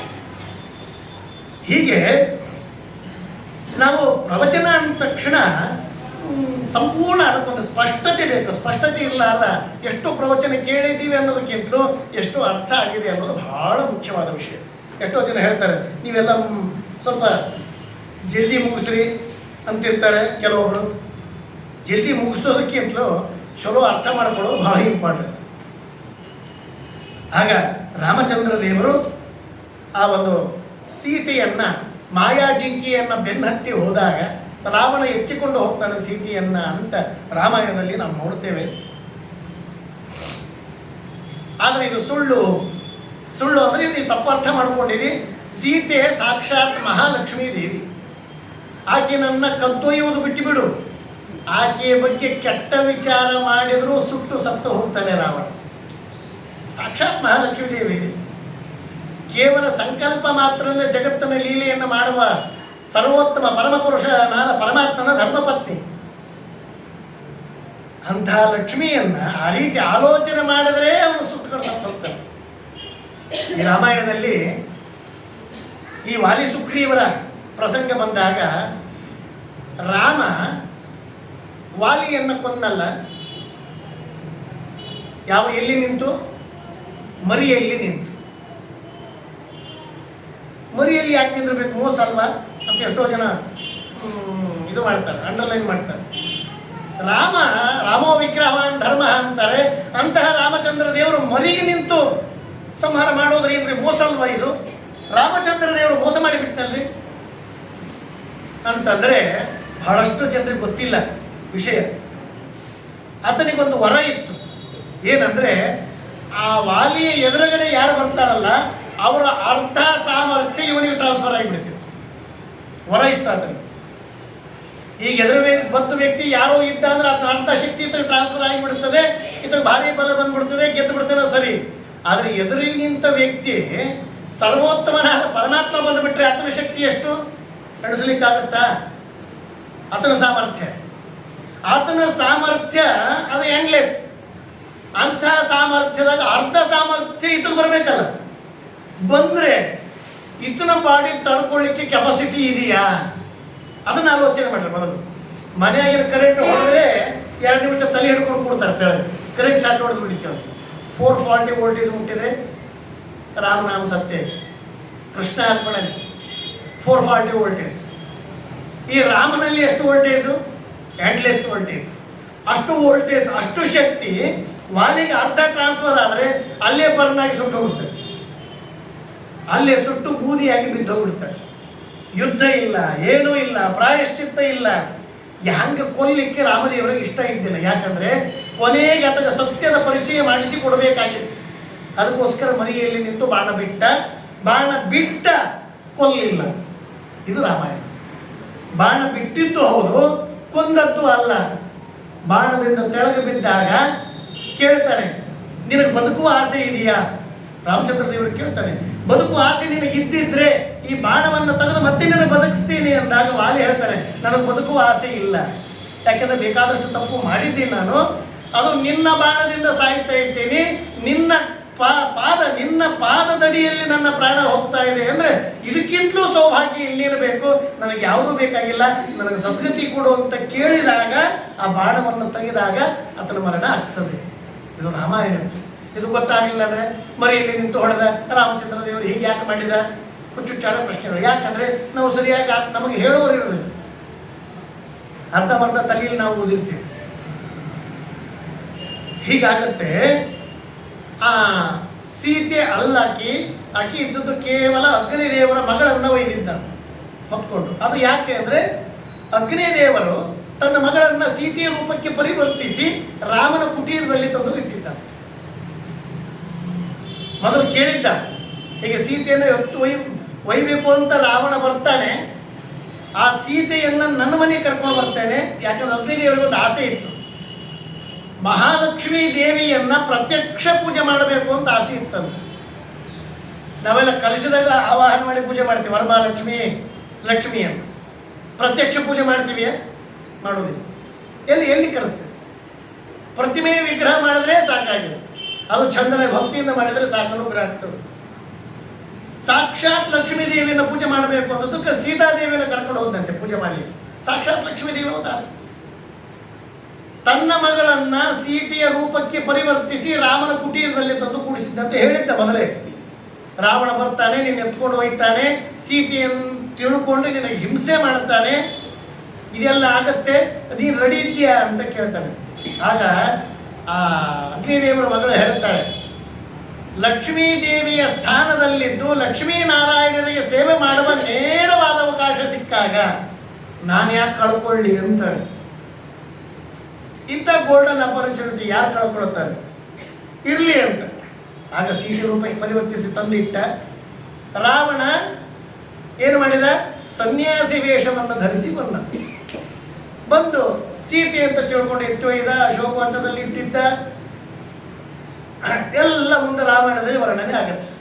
ಮತ್ತೆ ಅದು ಕ್ಲಾರಿಫಿಕೇಶನ್ ಯಾವಾಗ ಆಗ್ತದೆ ಅಂದರೆ, ಇಲ್ಲಿ ಇನ್ನೊಂದು ನಮ್ಮ ಭಾರತದಲ್ಲಿ ದುಷ್ಟರು ಸನ್ಯಾಸಿ ಸಾಧುಗಳ ವೇಷವನ್ನು ಹಾಕ್ಕೊಂಡು ಬಂದಾಗ ವೆರಿ ಡೇಂಜರ್ ಅಂತ ತಿಳ್ಕೊಳ್ಬೇಕು. ನಮ್ಮಲ್ಲೆಲ್ಲ ಎಲೆಕ್ಷನ್ ಪ್ರಚಾರ ಬಂದಾಗಲೇ ರುದ್ರಾಕ್ಷಿ ಹಾಕ್ಕೊಂಡು ಭಸ್ಮ ಹಚ್ಕೊಂಡು ಬರ್ತಾರೆ, ಕೆಂಪು ಶಾಲೆ ಹಾಕ್ಕೊಂಡು ರಾಮನಾಮ ಶಲ್ಯ ಹಾಕ್ಕೊಂಡು, ಅದು ಉಲ್ಟಾ ರಾಮನಾಮ ಶಲ್ಯ ಹಾಕ್ಕೊಂಡು ನಾವು ಹಿಂದೂಗಳು ಅಂತೇಳಿ ಪ್ರಚಾರಕ್ಕೆ ಬರ್ತಾರಲ್ಲ. ಆಗ ರಾವಣ ವೇಷ ಹಾಕಿದ್ದ, ಇವರು ಓಟುಗೋಸ್ಕರ ವೇಷ ಹಾಕ್ತಾರೆ. ಇವರು ಡೇಂಜರೇ, ಅವ್ರು ನಂಬಬಾರ್ದು. ಯಾರು ಸನಾತನ ಧರ್ಮಕ್ಕೆ ಸೇವೆ ಮಾಡುವವರಿದ್ದಾರೋ ಅವ್ರಿಗೆ ಹಾಕಿ ಗೆಲ್ಲಿಸಿ. ಸನಾತನ ಧರ್ಮ ಉಳಿಬೇಕು, ಸಜ್ಜನರು ಉಳಿಬೇಕು, ಧರ್ಮ ಉಳಿಬೇಕು, ಎಲ್ಲರ ಸಂತೋಷದಿಂದ ಬದುಕಬೇಕು. ಇದು ಸಮಾಜದ ನಿಯಮ. ಯಾವುದೇ ಒಂದು ಆಸೆಗೊಳಗಾಗಿ ಏನಾದರೂ ನಾವು ಮತ ಚಲಾಯಿಸಿ ಬಿಟ್ಟಿವೆ ಅಂದರೆ ನಾವೇ ಹಿಂಸೆ ಒಳಗಾಗ್ತೀವಿ. ನಮ್ಮ ಕಾಲಿನ ಮೇಲೆ ನಾವೇ ಕೊಡಲಿ ಪೆಟ್ಟು ಹಾಕಿಕೊಂಡಂತೆ ಈ ಜಾಗೃತಿ ನಮ್ಮಲ್ಲಿರಬೇಕು. ಆಗ ರಾವಣ ಬಂದಿದ್ದ ಮೋಸ ಮಾಡಿ. ಅದಾದ ಮೇಲೆ ಮುಂದೆ ರಾಮಚಂದ್ರ ದೇವರು ಮುಂದೆ ಬಂದಾಗ ರಾವಣನನ್ನು ಸಂಹಾರ ಮಾಡಿ ಸೀತೆಯನ್ನು ಕರ್ಕೊಂಡು ಬರ್ತಾನೆ. ಸೀತೆಯನ್ನು ಕರ್ಕೊಂಡು ಬಂದಾಗ ಸೀತೆಯನ್ನು ಅಗ್ನಿಯೊಳಗೆ ಪ್ರವೇಶ ಮಾಡಿಸ್ತಾನೆ. ಅದು ಅವನು ಮತ್ತೆ ಡೌಟ್. ಹೆಂಡತಿ ಏನಾದರೂ ಚಾರಿತ್ರ್ಯ ಹಾಳಾಗಿದೆಯಾ, ಕ್ಯಾರೆಕ್ಟರ್ ಏನಾದರೂ ಲಾಸ್ ಆಗಿದೆಯಾ ಅಂಥೇಳಿ ಅನುಮಾನ ಪಟ್ಟ ರಾಮಚಂದ್ರ ದೇವರು ಹೆಂಡತಿಯನ್ನು ಅನುಮಾನ ಪಟ್ಟರೆ ಅದಕ್ಕೆ ಪವಿತ್ರ ಇದ್ದಾಳೋ ಇಲ್ಲೋ ಅಂತ ಅಗ್ನಿ ಪ್ರವೇಶ ಮಾಡಿಸಿದ್ದಂತೆ. ಇವರೆಲ್ಲ ಕಟ್ಟುಕಥೆಗಳು ಎಲ್ಲವೂ. ರಾಮಚಂದ್ರ ದೇವರಿಗೆ ಹೆಂಡತಿ ಎಲ್ಲಿದ್ದಾಳು? ಅಗ್ನಿದೇವ್ರ ಮನೆಯಾಗಿದ್ದಾಳ್ರಿ ಸೀತಾದೇವಿ. ಈಕೆ ಯಾರು ಅಂದ್ರೆ ಅಗ್ನಿದೇವರ ಮಗಳು. ವಾಪಸ್ ಕರ್ಕೊಂಡು ಮುಂದೆ ಅಗ್ನಿ ಯಾಕೆ ಪ್ರವೇಶ ಮಾಡಿಸಿದ ಅಂದರೆ ಆಕೆ ಅಗ್ನಿದೇವರ ಮಗಳ್ರಿ. ತಂದೆ ಮನೆಗೆ ಮಗಳನ್ನು ಕಳಿಸಿದ್ದಿಲ್ಲ, ಯಾವ ಅಗ್ನಿ ಪರೀಕ್ಷೆಯೂ ಇಲ್ಲ. ಇದು ತತ್ವ ಹೇಳುವಂಥದ್ದು. ಇದು ಯಾವಾಗ ಅರ್ಥ ಆಗ್ತದೆ? ಆಚಾರ ಭಾಷ್ಯ ಓದಿದಾಗ ಅರ್ಥ ಆಗ್ತದೆ, ಟೀಕಾ ಟಿಪ್ಪಣಿಗಳನ್ನು ಓದಿದಾಗ ಅರ್ಥ ಆಗ್ತದೆ. ಆ ಒಳಗಡೆ ಅಗ್ನಿ ಪ್ರವೇಶ ಮಾಡಿದ ಅಗ್ನಿದೇವರ ಮಗಳು ತಂದೆ ಮನೆಗೆ ಮಗಳನ್ನು ಕಳಿಸುವುದು ಯಾವ ಅಪರಾಧ?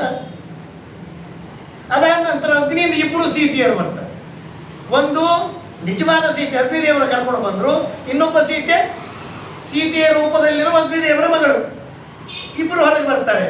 ಇಬ್ಬರು ಹೊರಗೆ ಬಂದಾಗ ಆಗ ನಿಜವಾದ ಸೀತೆ ಅಗ್ನಿದೇವರ ಮಗಳ ಸೀತೆಯ ರೂಪದಲ್ಲಿರುವ ಸೀತೆ ಅಗ್ನಿದೇವರ ಮಗಳನ್ನ ನನ್ನ ಜಾಗದಲ್ಲಿದ್ದು ತುಂಬ ಕಷ್ಟವನ್ನು ಅನುಭವಿಸಿ ಸೇವೆ ಮಾಡಿದ್ದಾಳಲ್ಲ, ಆಕೆಗೆ ಅನುಗ್ರಹ ಮಾಡ್ರಿ ಅಂತ ಹೇಳಿ ಸೀತಾದೇವಿನೇ ರಾಮಚಂದ್ರ ದೇವರನ್ನ ಪ್ರಾರ್ಥನೆ ಮಾಡ್ತಾಳೆ. ಸರಿ, ಏನು ಬೇಕು ವರ ಅಂತ ಕೇಳ್ತಾರೆ ರಾಮಚಂದ್ರ ದೇವರು. ಆಗ ರಾಮಚಂದ್ರ ದೇವರು ಏನು ಅನ್ನಲ್ಲ, ಆಮೇಲೆ ಅಗ್ನಿದೇವರ ಮಗಳನ್ನು ಏನು ವರ ಬೇಡಲ್ಲ. ವರ ಬೇಡಿದ್ದು ಯಾರು ಅಂದ್ರೆ ಸೀತಾದೇವಿ ಅಂತ. ಈಕೆಯನ್ನು ಮದುವೆ ಆಗು ಅಂತ ಹೇಳ್ತಾಳೆ ಸೀತಾದೇವಿನೇ. ಯಾರನ್ನ ಹಂಗೆ ಮಾಡ್ತಾರೆ? ಅಷ್ಟು ಗಂಡನ ಮೇಲೆ ಯಾರಿಗಾದ್ರೂ ವಿಶ್ವಾಸ ಇರ್ತದೆ? ಯಾವ ಹೆಂಡತಿಗೂ ಇಲ್ಲ. ಆದರೆ ಸೀತಾದೇವಿನೇ ಸ್ವತಃ ಹೇಳ್ತಾಳೆ ಮದುವೆ ಆಗು. ರಾಮಚಂದ್ರ ದೇವರಿಗೆ ಮದುವೆ ಆಗಲ್ಲ, ಆ ಮಾತು ಬೇರೆ. ನಾನು ಏಕಪತ್ನಿ ವ್ರತಸ್ಥ. ಎಂತಹ ಗಂಡ ಹೆಂಡತಿ ಮಧ್ಯೆ ಅಂಡರ್ಸ್ಟ್ಯಾಂಡಿಂಗ್ ಇದೆ, ವಿಶ್ವಾಸ ಇದೆ ಅಂದ್ರೂ ಸಹಿತವಾಗಿ ಒಂಚೂರು ಅನುಮಾನ ಹೆಂಡತಿಗೆ ಇದ್ದೇ ಇರ್ತದೆ ಗಂಡನ ಮೇಲೆ. ಏನು ಪ್ರಶ್ನೆ ಇಲ್ಲ, ಇದ್ದೇ ಇರ್ತದೆ. ಮುದುಕರಾಗತನ ಇರ್ತದೆ. ಒಂದು ಸ್ಕೂಲಲ್ಲಿ ಟೀಚರು ಒಂದು ಮಾತು ಹೇಳಿರ್ಲಂತ. ಏನಂದರೆ, ಒಬ್ಬ ವ್ಯಕ್ತಿಯನ್ನು ಮುದುಕಾದ ಅಂತ ಹೆಂಗೆ ಹೇಳ್ತೀರಿ ನೀವು? ಟೀಚರ್ ಹುಡುಗರನ್ನ ಕೇಳಿದ್ರು, ಮುದುಕಾದ ಅಂತ ಹೆಂಗೆ ಐಡೆಂಟಿಫೈ ಮಾಡ್ತೀರಿ ಅಂದರೆ, ಒಬ್ಬ ಹುಡುಗ ಹೇಳಿದಂತ, ಇಲ್ರಿ ತಲೆ ಕೂದಲು ಬೆಳ್ಳಗಾದವು, ಹಲ್ಲುಗಳು ಬಿದ್ದೋದು, ಕಿವಿ ಕೇಳಿಸ್ತಾ ಇಲ್ಲ, ದೇಹ ಸೊರಗಿ ಹೋಗಿದೆ ಅಂದ್ರೆ ಮುದುಕರಾದರು ಅಂದ ತಕ್ಷಣ ಸರಿ ಓಕೆ ಅಂದ ತಕ್ಷಣ ಅಲ್ಲಿ ಒಬ್ಬ ಹುಡುಗ ಕೂತಿದ್ದಂತ ಅಂಗಾರಕ್ಷತೆ ಆಚಾರ ಬಗ್ಗೆ ಯಾವುದು ನೀನೇನು ಹೇಳ್ತೀಯಪ್ಪ ಅಂದರೆ ಆತ ಹೇಳಿದ ಆನ್ಸರ್ ತಪ್ಪ್ರಿ ಸರ್ ಅನ್ನ. ತಲೆ ಕೂದಲೇ ಬೆಳ್ಳಗಾಗೋದು, ಹಲ್ಲು ಬೀಳೋದು, ಕಿವಿ ಕೇಳಿಸೋದು ಇದು ಮುದುಕಾದಂಥ ಲಕ್ಷಣ ಅಲ್ವಾ ಅಂತ. ಅಲ್ರಿ, ಇದು ಯಾವುದು ಮುದುಕಾದ ಲಕ್ಷಣ ಅಲ್ಲ. ಮತ್ತೆ ನಿನ್ನ ಪ್ರಕಾರ ಮುದುಕಾಗುವ ಲಕ್ಷಣ ಏನು ಅಂತಂದ್ರೆ ಹೆಂಡತಿ ಗಂಡನನ್ನು ಅನುಮಾನ ಮಾಡೋದು ಬಿಟ್ಲು ಅಂದ್ರೆ ಅದು ಮುದುಕಾದ ಅಂತಾನೆ ಅರ್ಥ. ಟೀಚರ್ ಗಾಬರಿ ಆಗಿಬಿಟ್ಲು ನೋಡ್ರಿ ಆ ಉತ್ತರ ಕೇಳಿಬಿಟ್ಟು. ಹೀಗೆಲ್ಲ ಇರ್ತದ ಅಂತ. ಆ ಸೀತಾದೇವಿನೇ ಹೇಳ್ತಾಳೆ ಮದುವೆ ಆಗು ಅಂತ. ಆಮೇಲೆ ಆಗುವುದಿಲ್ಲ. ಅಹಂ ಅಷ್ಟಾವಿಂಶತನೇ ಕಲಿಯುಗೆ 28ನೇ ಕಲಿಯುಗಕ್ಕೆ ನಾನು ಶ್ರೀನಿವಾಸನಾಗಿ ಬಂದಾಗ ಇದೇ ಅಗ್ನಿದೇವರ ಮಗಳು ಪದ್ಮಾವತಿಯಾಗಿ ಅವತಾರ ಮಾಡುತ್ತಾಳೆ. ಆಗ ನಾನು ಈಗಿನ ಕೈ ಹಿಡಿದು ನಿನ್ನ ಮಾತನ್ನೂ ಉಳಿಸ್ತೇನೆ, ಆಕೆಯ ಮಾಡಿದ ತಪಸ್ಸಿಗೂ ಅನುಗ್ರಹವಾಗ್ತದೆ, ಆಕೆಗೂ ಸದ್ಗತಿ ಆಗ್ತದೆ ಅಂತ ಎಲ್ಲ ಮೇಂಟೈನ್ ಮಾಡ್ತಾನೆ ನೋಡ್ರಿ. ಒಂದು ಇದ್ರಾಗ ಮಿಸ್ಟೇಕ್ ಆಗಿ ಆಕೆಗೂ ಅನುಗ್ರಹ ಆಗತ್ತೆ, ಸೀತಾದೇವಿ ಕೇಳಿದ ವರವೂ ಸಿಗ್ತದೆ, ಎಲ್ಲ ಮೇಂಟೈನ್ ಆಗುತ್ತೆ. ಇದೇ ನೋಡ್ರಿ ದೊಡ್ಡ ವ್ಯಕ್ತಿಯ ಲಕ್ಷಣ. ಇಲ್ಲಿ ಮೈನಾಕ ಪರ್ವತ ಬಂದಾಗೂ ಕೂಡ ಹೀಗೇ ಆಗ್ತದೆ.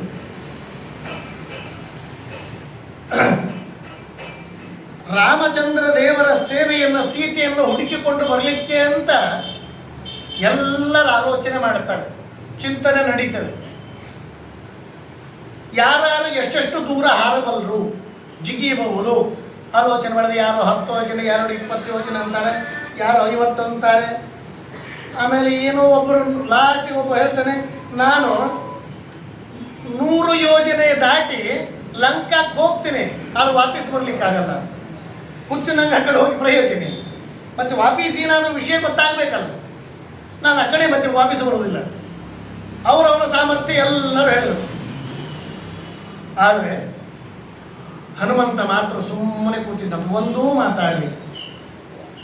ಆಗ ಹಿರಿಯರು ಹೇಳ್ತಾರೆ, ನಿನಗೆ 100 ಯೋಜನೆ ದಾಟಿ ಸುದ್ದಿ ತಿಳ್ಕೊಂಡು ಮತ್ತೆ 100 ಯೋಜನೆ ಹಾರಿ ಬರುವ ಸಾಮರ್ಥ್ಯ ನಿನಗಿದೆ, ನೀನು ಯಾಕೆ ಸುಮ್ಮನೆ ಕೂತಿ ಅಂತಂತ.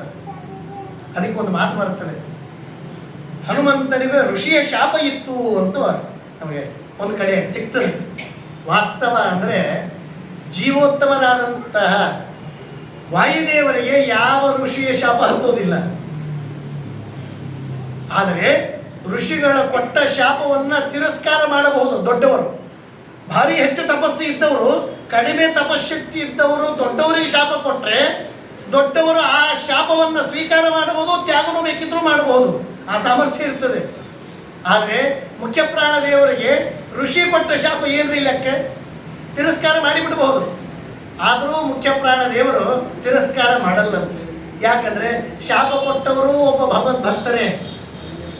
ಭಗವಂತನ ಭಕ್ತರು ಕೊಟ್ಟ ಶಾಪ ನಿಷ್ಪ್ರಯೋಜಕ ಆಯಿತು ಅಂದುಬಿಟ್ರೆ ಅದು ಭಗವಂತನ ಭಕ್ತರಿಗೂ ಅಪಮಾನ, ಆಮೇಲೆ ಅವರಿಗೆ ಅನುಗ್ರಹ ಮಾಡಿದ ಭಗವಂತನಿಗೂ ಅಪಮಾನ ಆಗುತ್ತೆ. ಆದ್ದರಿಂದ ನಾ ಸ್ವೀಕಾರ ಮಾಡ್ತೀನಿ ಅಂತ. ಎಫೆಕ್ಟ್ ಏನೂ ಇಲ್ಲ, ಆದರೆ ಎಕ್ಸೆಪ್ಟ್ ಮಾಡ್ತಾನೆ ಅಷ್ಟೇ. Accepted but not effect. ಇದು ಶಾಪ. ಇದು ಸರಿಯಾಗಿ ಅರ್ಥ ಆಗಿದೆ. ಏನು ಹೇಳಿಬಿಡ್ತಾರೆ, ಶಾಪ ಇತ್ತು, ಅದಕ್ಕೆ ಏನು ಶಾಪ ಕೊಡ್ತಾರೆ ಹೇಳಿ? ವಾಯುದೇವರಿಗೆ ಏನು ಶಾಪ ಕೊಡ್ತಾರೆ? ಅದರ ಅರ್ಥ ಎಕ್ಸೆಪ್ಟ್ ಮಾಡಿದ್ದಾರೆ ಅಷ್ಟೇ, ಎಫೆಕ್ಟ್ ಇಲ್ಲ.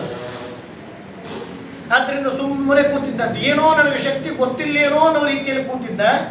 ಹಾಗೆ ಅವರಿಗೊಂದು ಮಾತೂ ಇತ್ತು, ಇನ್ನೊಬ್ಬರು ಆತನ ಶಕ್ತಿಯ ಬಗ್ಗೆ ಎಚ್ಚರಿಸಿದಾಗ ಆಗ ಮತ್ತೆ ಅದು ಗೊತ್ತಾಗಲಿ ಅಂತ ಶಾಪ ಪರಿಹಾರವೂ ಇತ್ತು. ಇನ್ನೊಬ್ಬರು ಬಂದು ಎಚ್ಚರಿಸಿ, ಬೇಕಾದಷ್ಟು ಸಾಮರ್ಥ್ಯ ಇದೆ, ಯಾಕೆ ಕೂತಿದ್ದಿ ಅಂದ್ರೆ ಅದಕ್ಕೆ 2 ಕಾರಣ. ಭಗವದ್ಭಕ್ತರಿಗೆ ಅಪಮಾನ ಆಗಬಾರ್ದು, ಕೊಟ್ಟ ಶಾಪ ಕೊಟ್ಟವರಿಗೆ ಅಪಮಾನ ಆಗಬಾರ್ದು ಅಂತ ಸುಮ್ಮನೆ ಕೂತಿದ್ದ ಒಂದು. ಆನಂತರ ಇನ್ನೊಂದು ಏನಂದರೆ, ಸಜ್ಜನರು ಮತ್ತು ಬಲಶಾಲಿಗಳು ಹೆಚ್ಚು ಹಾರಾಟ ಮಾಡಲ್ಲ ಅಂತ. ಹಾರಾಟ ಜಿಗಿದಾಟ ಮಾಡೋದು ಯಾರಂದ್ರೆ ಅರ್ಧಮರ್ಧ ಇದ್ದವರೇ ಬಹಳ ಹಾರಾಟ. ಎಷ್ಟೋ ನಮ್ಮ ಮನೆಗೆ ಒಬ್ಬರು ಬಂದಿದ್ರು, ಹೇಳ್ತೀನಿ.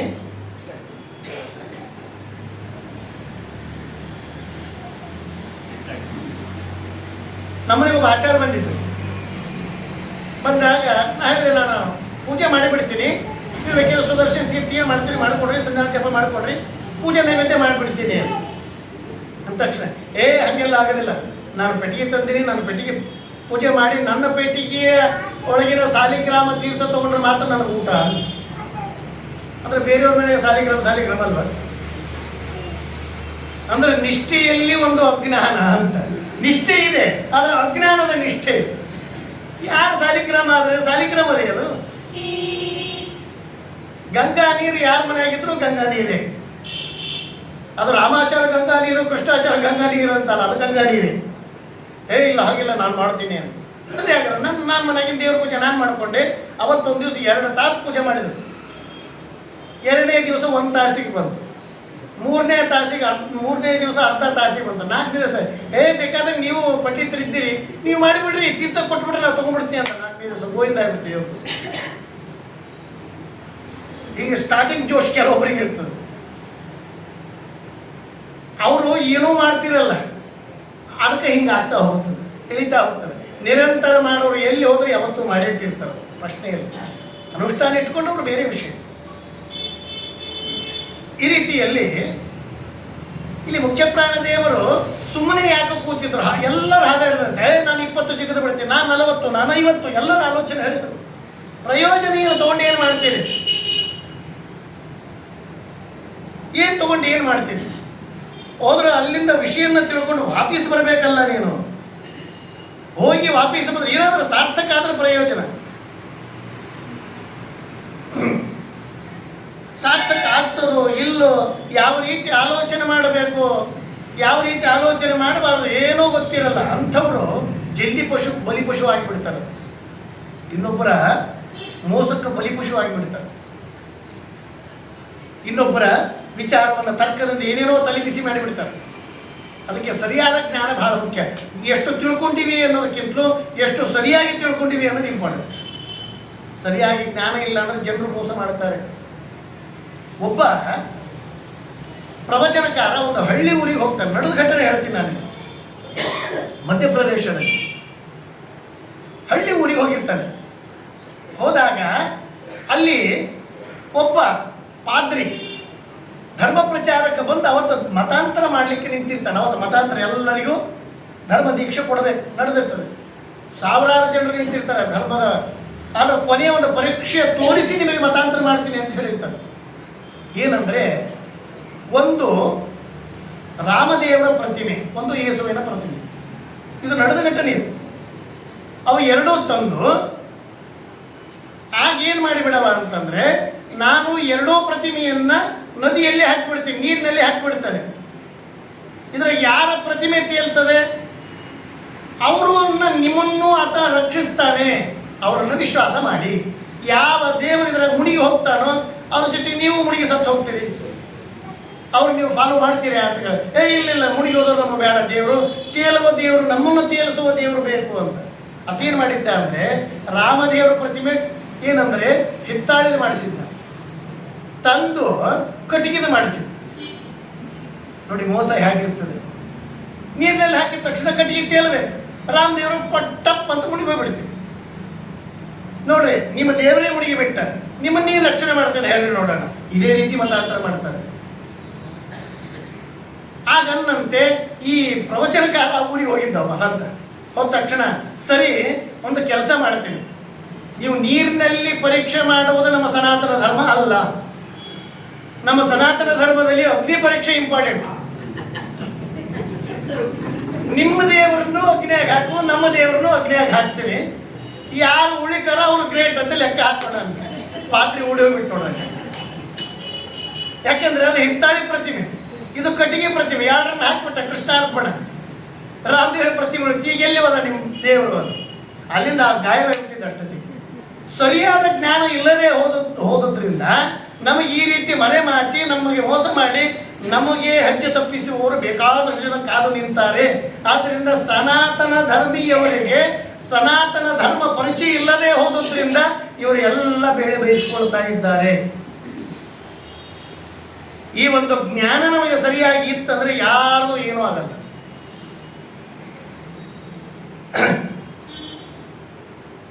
ಅಲ್ಲಿ ಸುಮ್ಮನೆ ಕೂತಂತ ಹನುಮಂತ ಏನೂ ಮಾತಾಡಲಿಲ್ಲ. ನೀನೇ ಹೋಗಬೇಕು ಅಂತಂದಾಗ ಆಯಿತು ಅಂತ ಕೊನೆಗೆ ಹೇಳಿದ್ದಂತೆ. ಎಲ್ಲರೂ ನಾನು ಹೋಗ್ತೀನಿ ನೀನು ಹೋಗ್ತೀನಿ ಅಂತ ರೆಡಿ ಇದ್ದಾರೆ.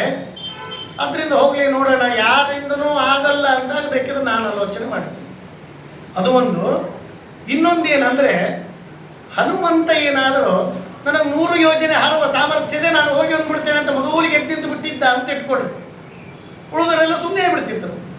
ಹೋಗಿ ಸೀತೆ ಅನ್ವೇಷಣೆ ಮಾಡಿ ಮುದ್ರಿಂಗುರ ಕೊಟ್ಟು ಅಲ್ಲಿಂದ ಚೂಡಾಮಣಿಯನ್ನು ತಂದು ರಾಮಚಂದ್ರ ದೇವರು ಮುಟ್ಟಿಸಿದ ಮೇಲೆ ಹನುಮಂತ ಇಷ್ಟು ದೊಡ್ಡ ಕೆಲಸ ಮಾಡಿದ. ಏನು ಆತ ಹೋದಂತ ಸುಮ್ಮನೆ ಇದ್ದಿಲ್ಲ, ನಾನು ಹೋಗ್ತಿದ್ದೆ ಅನ್ನೋರು ಉಳಿತಾರೆ. ನಮ್ಮಲ್ಲಿ ಭಾರಿ ಹುಷಾರಿರ್ತಾರೆ ಮಂಜನ. ಮಾಡತಾನ ಸುಮ್ಮನಿದ್ದು ಆಮೇಲೆ ನಾನು ಮಾಡ್ತಿದ್ದೆ, ಆತ ಹೆಂಗೂ ಹೋಗ್ತಾರಂತ ನಾನು ಸುಮ್ಮನಿದ್ದೆ ಅಂತ. ಇಂಥ ಚಾನ್ಸು ಬೀಸ್ ಭಾಳ ಜನ ಇರ್ತಾರೆ. ಅದಕ್ಕೆ ಸುಮ್ಮನೆ ಕೂತಿದ್ದಂತ. ನಿಮ್ಮದೆಲ್ಲ ಆಗಲಿ ಮೊದಲು. ಇನ್ನು ಯಾರಿಂದಲೂ ಆಗಲ್ಲ ಅಂದಾಗ ಈತ ಹೋದ ಅಂದರೆ ಇನ್ನು ಯಾರ್ಲಿಂದ ಏನೂ ಆಗಲಿಲ್ಲ, ಆತ ಏಕೈಕ ವ್ಯಕ್ತಿ ಅಂತ ಸ್ಪಷ್ಟತೆ ಆಗತ್ತೆ. ಅದಕ್ಕೆ ಶೂರರು ದೊಡ್ಡ ಜ್ಞಾನಿಗಳು ಇವರು ನಮ್ಮಂಗೆ ಮಾತಾಡಲ್ಲ, ಸುಮ್ಮನೆ ಕೂತಿರ್ತಾರೆ. ಟೈಮ್ ಬಂದಾಗ ಸರಿಯಾದ ರೀತಿ ಮಾತಾಡ್ತಾರೆ. ಸುಮ್ಮನೆ ಕೂತಿದ್ದಂತೆ ಆಯಿತು ಅಂತಂದಾಗ ಆಗ ಆ ಮುಖ್ಯ ಪ್ರಾಣ ಹನುಮಂತ ತನ್ನ ದೇಹವನ್ನು ಬೆಳೆಸ್ತಾನಂತೆ, ಮಹಾಗಾತ್ರವಾಗಿ ಬೆಳೆಸಿಬಿಡ್ತಾನೆ.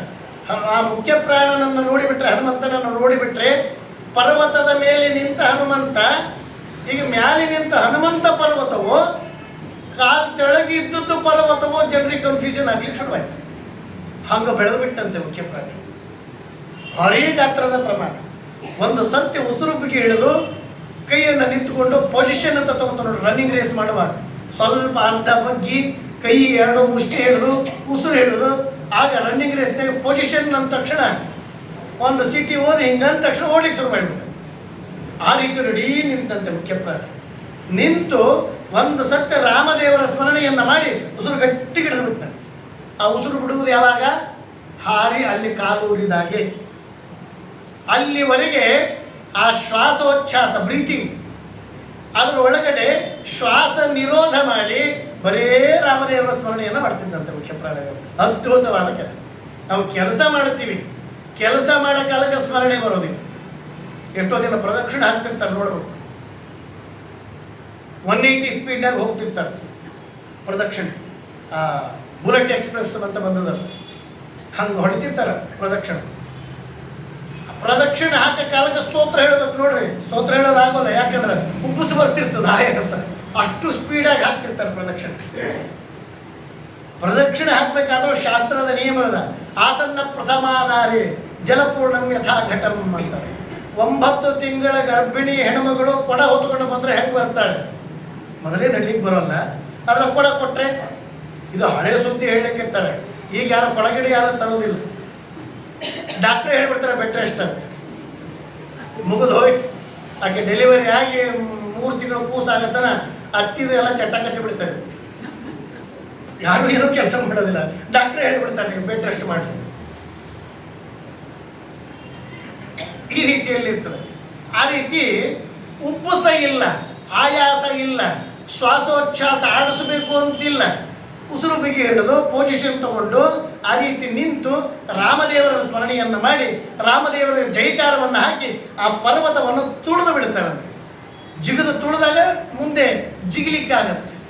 ಆ ತುಳಿದ ಕ್ಷಣವನ್ನು ಇಲ್ಲಿ ಪ್ರಶಂಸೆ ಮಾಡ್ತಾರೆ. ಹೇಗೆ ತುಳಿದು ಬಿಟ್ಟ, ಓಡಬೇಕಾದ್ರೆ ನೆಲ ಒತ್ತಿ ತುಳಿದು ಮುಂದಕ್ಕೆ ಹೋಗ್ಲಿಕ್ಕಾಗತ್ತಲ್ಲ, ಆ ತುಳಿದಾಗ ಹೇಗಾಯಿತು ಅಂದರೆ ಇಡೀ ಪರ್ವತ ಅಳ್ಳಾಡ್ಲಿಕ್ಕೆ ಎತ್ತು ಬಿಡ್ತದೆ. ಪರ್ವತ ನಾವು ಇಟ್ಟ ಕಾಲ ಯಾವೊಂದು ಸಣ್ಣ ಕಲ್ಲಿನ ಮೇಲೆ ಕಾಲಿಟ್ಟರೆ ಓಡಿ ಹೋಗ್ಲಿಕ್ಕಾದ್ರೆ ಆ ಕಾಲು ಸರಿದು ನಾವು ಟಪ್ ಅಂತ ಬಿದ್ದು ಬಿಡ್ತೇವೆ. ಕೈ ಕಾಲು ಗಾಯ ಮಾಡಿಕೊಂಡು ಮತ್ತೆ ಬ್ಯಾಂಡೇಜ್ ಹಾಕ್ಕೊಂಡು ಮನೆಗೆ ಕೂತಿರ್ತೀವಿ. ತುಳಿದು ಬಿಟ್ಟರೆ ಪರ್ವತ ಅಳ್ಳಾಡ್ಲಿಕ್ಕೆ ಶುರುವಾಗುತ್ತೆ. ಆ ಕಂಪನಕ್ಕೆ ಅಥವಾ ಹೋದ ರಭಸಕ್ಕೆ ಒಂದು ಸತ್ಯ ಗಾಳಿ ಹಿಂಗೆ ಬಂದು ಹಿಂಗೆ ಹೋಗ್ಬಿಡ್ತೀವಿ ಅಂದರೆ ಅದರ ಜೊತೆಗೆ ಸಣ್ಣ ಸಣ್ಣ ಪುಟ್ಟ ವಸ್ತುಗಳು ಗಾಳಿಯಲ್ಲಿ ಪ್ಲಾಸ್ಟಿಕ್ಕು, ಪೇಪರು, ರೌದಿ ಇವೆಲ್ಲ ಆ ಗಾಳಿ ಜೊತೆಗೆ ಹಾಕ್ಕೊಂಡು ಹೋಗ್ಬಿಡ್ತಾವೆ ನೋಡ್ರಿ. ನಾವು ಎಷ್ಟೋ ಸತಿ ಈ ದೃಶ್ಯ ನೋಡಿರ್ತೀವಲ್ಲ, ಆಗ ಹನುಮಂತ ಹಿಂಗ ಆ ಪರ್ವತವನ್ನು ತುಳಿದು ಹಿಂಗೆ ಹಾರಿಬಿಟ್ರೆ ಅದ್ರ ಜೊತೆಗೆ ಸಮುದ್ರದಲ್ಲಿರುವ ಮೀನುಗಳು ಸಹಿತ ಹಿಂದೆ ಹಾರಿ ಹೋಗ್ತಾವಂತೆ. ಗಾಳಿ ವೇಟ್ಲೆಸ್ಸು, ಗಾಳಿಗೆ ಹಾರಿ ಹೋಗ್ಬಿಡ್ತವೆ. ಆದರೆ ಹನುಮಂತನ ತಾಕತ್ತೆಷ್ಟು ಅದರ ಪ್ರಕಾರ ವಸ್ತುಗಳು, ದೊಡ್ಡ ದೊಡ್ಡ ತಿಮಿಂಗಲಗಳು ಹಾರಿ ಹೋಗ್ತಾವಂತೆ. ಎಷ್ಟು ತಾಕತ್ತಿರಬೇಕು ಆಲೋಚನೆ ಮಾಡಿ. ಆಗ ಜೈ ಶ್ರೀರಾಮ್ ಅಂತ ಅಲ್ಲಿಂದ ಶುರುವಾದದ್ದು. ಏನಾದರೂ ಭಾರೀ ಕೆಲಸವನ್ನು ಮಾಡಬೇಕಾದಾಗ ಹೇಗೆ ಪರ್ವತವನ್ನು ತುಳಿದು ಜೈ ಶ್ರೀರಾಮ್ ಅಂತ ತುಳಿದು ಹಾರಲಿಕ್ಕೆ ಶುರು ಮಾಡಿದ್ದಲ್ಲ ಹನುಮಂತ, ಅಲ್ಲಿಂದ ನಮ್ಮಲ್ಲಿ ಭಾರೀ ಕೆಲಸವನ್ನು ಮಾಡಲಿಕ್ಕೆ ಶುರು ಮಾಡಿದಾಗ ಏನಾದರೂ ಎತ್ತಬೇಕಾದಾಗ ಜೈ ಶ್ರೀರಾಮ್ ಅಂತ ಹೇಳಿ ಎತ್ತುವ ಕ್ರಮ ನಮ್ಮಲ್ಲಿ ಇವತ್ತಿಗೂ ಬಂದಿದೆ. ಆ ರೀತಿ ಎತ್ತೋದು ಗಿತ್ತೋದು ಏನಿಲ್ಲ. ನಾವೆಲ್ಲ ಜೈ ಶ್ರೀರಾಮ್ ಅಂತ ಇವತ್ತು ಪತ್ರುಳೆನೊಂದು ಎತ್ತೋದು ಉಳಿಸಿದ್ವು, ಉಳಿದೋದೇನು ಎತ್ತೋದಿಲ್ಲ. ನಾವೆಲ್ಲ ಅಷ್ಟು ವಜ್ಜಾಗಿರ್ತದೆ ಪತ್ರೊಳ್ಳಿ ಬುಟ್ಟಿ. ಹಾಗೆ ತುಳಿದು ಹೋಗಿಬಿಟ್ರೆ ಅದರ ಜೊತೆಗೆ ತಿಮಿಂಗಲಗಳು ಅಂತ ದೊಡ್ಡ ದೊಡ್ಡ ಬಂಡೆ ಕಲ್ಲುಗಳು ಪೇಪರ್ ಹಾರಿ ಹೋದಂಗೆ ಹನುಮಂದೇವರಿಂದ ಹಾರಿ ಹೋಗ್ಲಿಕ್ಕೆ ಅಂಥ ರಭಸದಲ್ಲಿ ಬಲವೀರ್ಯ ಮಹಾರ್ಣವಾಯ, ಅರ್ಣವ ಅಂದರೆ ಸಮುದ್ರ. ಬಲ ಶಕ್ತಿ ಸಾಮರ್ಥ್ಯಗಳಲ್ಲಿ ಹನುಮಂತ ಅರ್ಣವ ಅಂದರೆ ಸಮುದ್ರ, ಅಂದರೆ ಎಂಡ್ಲೆಸ್, ಲೆಕ್ಕಕ್ಕ ಸಿಗದೇ ಇರುವಷ್ಟು ಬಲಪಾರಾಕ್ರಮವನ್ನು ಹೊಂದಿರದಂತನು ಆತ. ಬಲವೀರನ ಮಹಾರ್ಣವಾಯ ಅಂತ ಹೇಳಿದಾಗ ಪವನಸ್ಯ ಸೂನು, ಗಾಳಿ ಹಾರಿ ಹೋದಂಗೆ ಹೋದ ಅಂದ್ರೆ ಯಾಕೆ ಗೊತ್ತಾ? ಅಥವಾ ವಾಯುದೇವರ ಮಗರಿ, ಅದಕ್ಕೆ ಪವನಸ್ಯ ಸೂನು ಅಂತಾರೆ. ಗಾಳಿ ಹೋದಂಗೆ ಹೋಗ್ಬಿಟ್ಟ, ಅಥವಾ ಇರೋದೇ ವಾಯುದೇವರ ಮಗರಿ. ವಾಯುಪುತ್ರ ಆತ. ಆದರೆ ಶಾಶ್ವತ ಸದ್ಗುಣಾಯ, ಅದರ ಸದ್ಗುಣ ಮತ್ತು ಪರಾಕ್ರಮ ಶಾಶ್ವತ. ನಮಗೆ ಜೋಶ್ ಬಂದಾಗ ಅಷ್ಟೇ ಒಂಚೂರು ಏನು ದೊಡ್ಡ ದೊಡ್ಡ ಮಾತಾಡ್ತೀವಿ, ಆಮೇಲೆ ಹಂಗೆ ಅನಬಾರ್ದಾಗಿತ್ತು ಆಯಂ ಸಾರಿ ಅಂದ್ಬಿಡ್ತೀವಿ. ಮುಖ್ಯ ಪ್ರಾಣದೇವರು ಹಂಗಲ್ಲ, ಶಾಶ್ವತ. ಆ ಸದ್ಗುಣವೂ ಶಾಶ್ವತ ಮತ್ತು ಬಲವೀರ್ಯವೂ ಕೂಡ ಶಾಶ್ವತ. ಅದು ಯಾವತ್ತೂ ಕಡಿಮೆ ಆಗಲ್ಲಂತಹ ಸಾಮರ್ಥ್ಯ ಆತನಂತ. ಎಷ್ಟೋ ಸತ್ಯ ಜೋಶ್ನಾಗ ಬಂದು ಏನೋ ಅಂದ್ಬಿಟ್ಟಿರ್ತೀವಿ, ಅದೇನು ದೊಡ್ಡಾಗಲ್ಲ, ಡೊನೇಷನ್ ನಾ ಕೊಟ್ಬಿಡ್ತೀನಿ ಅಂತ ಪ್ರಶಂಸೆ ಮಾಡಿದಾಗ ಸಭಾದಾಗ ಏನೋ ಜೋಶ್ನಾಗ ಅಂದ್ಬಿಡ್ತಾನೆ. ಹೌದಂದೇ ಖರೆ, ನಮ್ಗೆ ಯಾಕೆ ಈ ಸಲ ಸ್ವಲ್ಪ ಸ್ಯಾಲ್ರಿ ಕಟ್ ಆಗಿದೆ ಏನು ಅನ್ಕೊಬಿಡ್ರಿ ಸಾರಿ ಅಂದ್ಬಿಡ್ತಾರೆ. ಜೋಶ್ನಾಗ ಬಂದದ್ದನ್ನು ಮೇಂಟೈನ್ ಮಾಡ್ಲಿಕ್ಕೆ ಆಗೋಲ್ಲ ನಮಗೆ. ಅದು ಶಾಶ್ವತ ಅಂತ. ಯಾವುದು? ಸದ್ಗುಣ ಅಂತಾರೆ.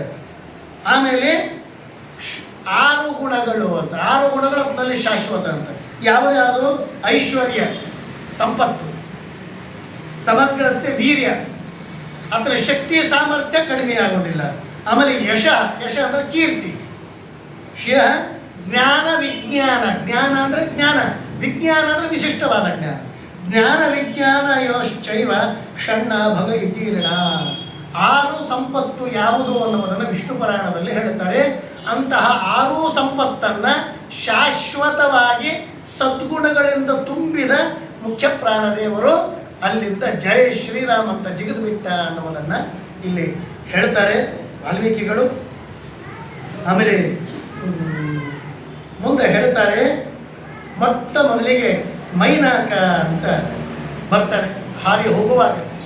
ಆ ಮೈನಾಕ ಯಾರು ಅನ್ನುವುದನ್ನು ಇಲ್ಲಿ ಸ್ಪಷ್ಟವಾಗಿ ಹೇಳ್ತಾರೆ. ಹಿಮವತ್ ಪುತ್ರೋ ಮೈನಾಕ ಅಂತ, ಹಿಮವಂತನ ಪುತ್ರ ಹೇಳಿದೆ ಈಗ ನಾನು. ಹಿಮವನ್ ಅಂದರೆ ಹಿಮವತ್ ಪರ್ವತದ ಅಭಿಮಾನಿ ದೇವತೆಗೆ ಮಗ. ಈ ಮೈನಾಕಕ್ಕೆ ಅಭಿಮಾನಿ ದೇವತೆ, ಆದ್ದರಿಂದ ಇದನ್ನು ಮೈನಾಕ ಅಂತ ಕರೀತಾರೆ. ಬೆಟ್ಟ ಮಾತಾಡಿತು, ಬೆಟ್ಟ ಸ್ತುತಿ ಮಾಡಿತು ಅಂದರೆ ಇದರ ಅರ್ಥವನ್ನು ಈ ರೀತಿ ಅರ್ಥ ಮಾಡಬೇಕು.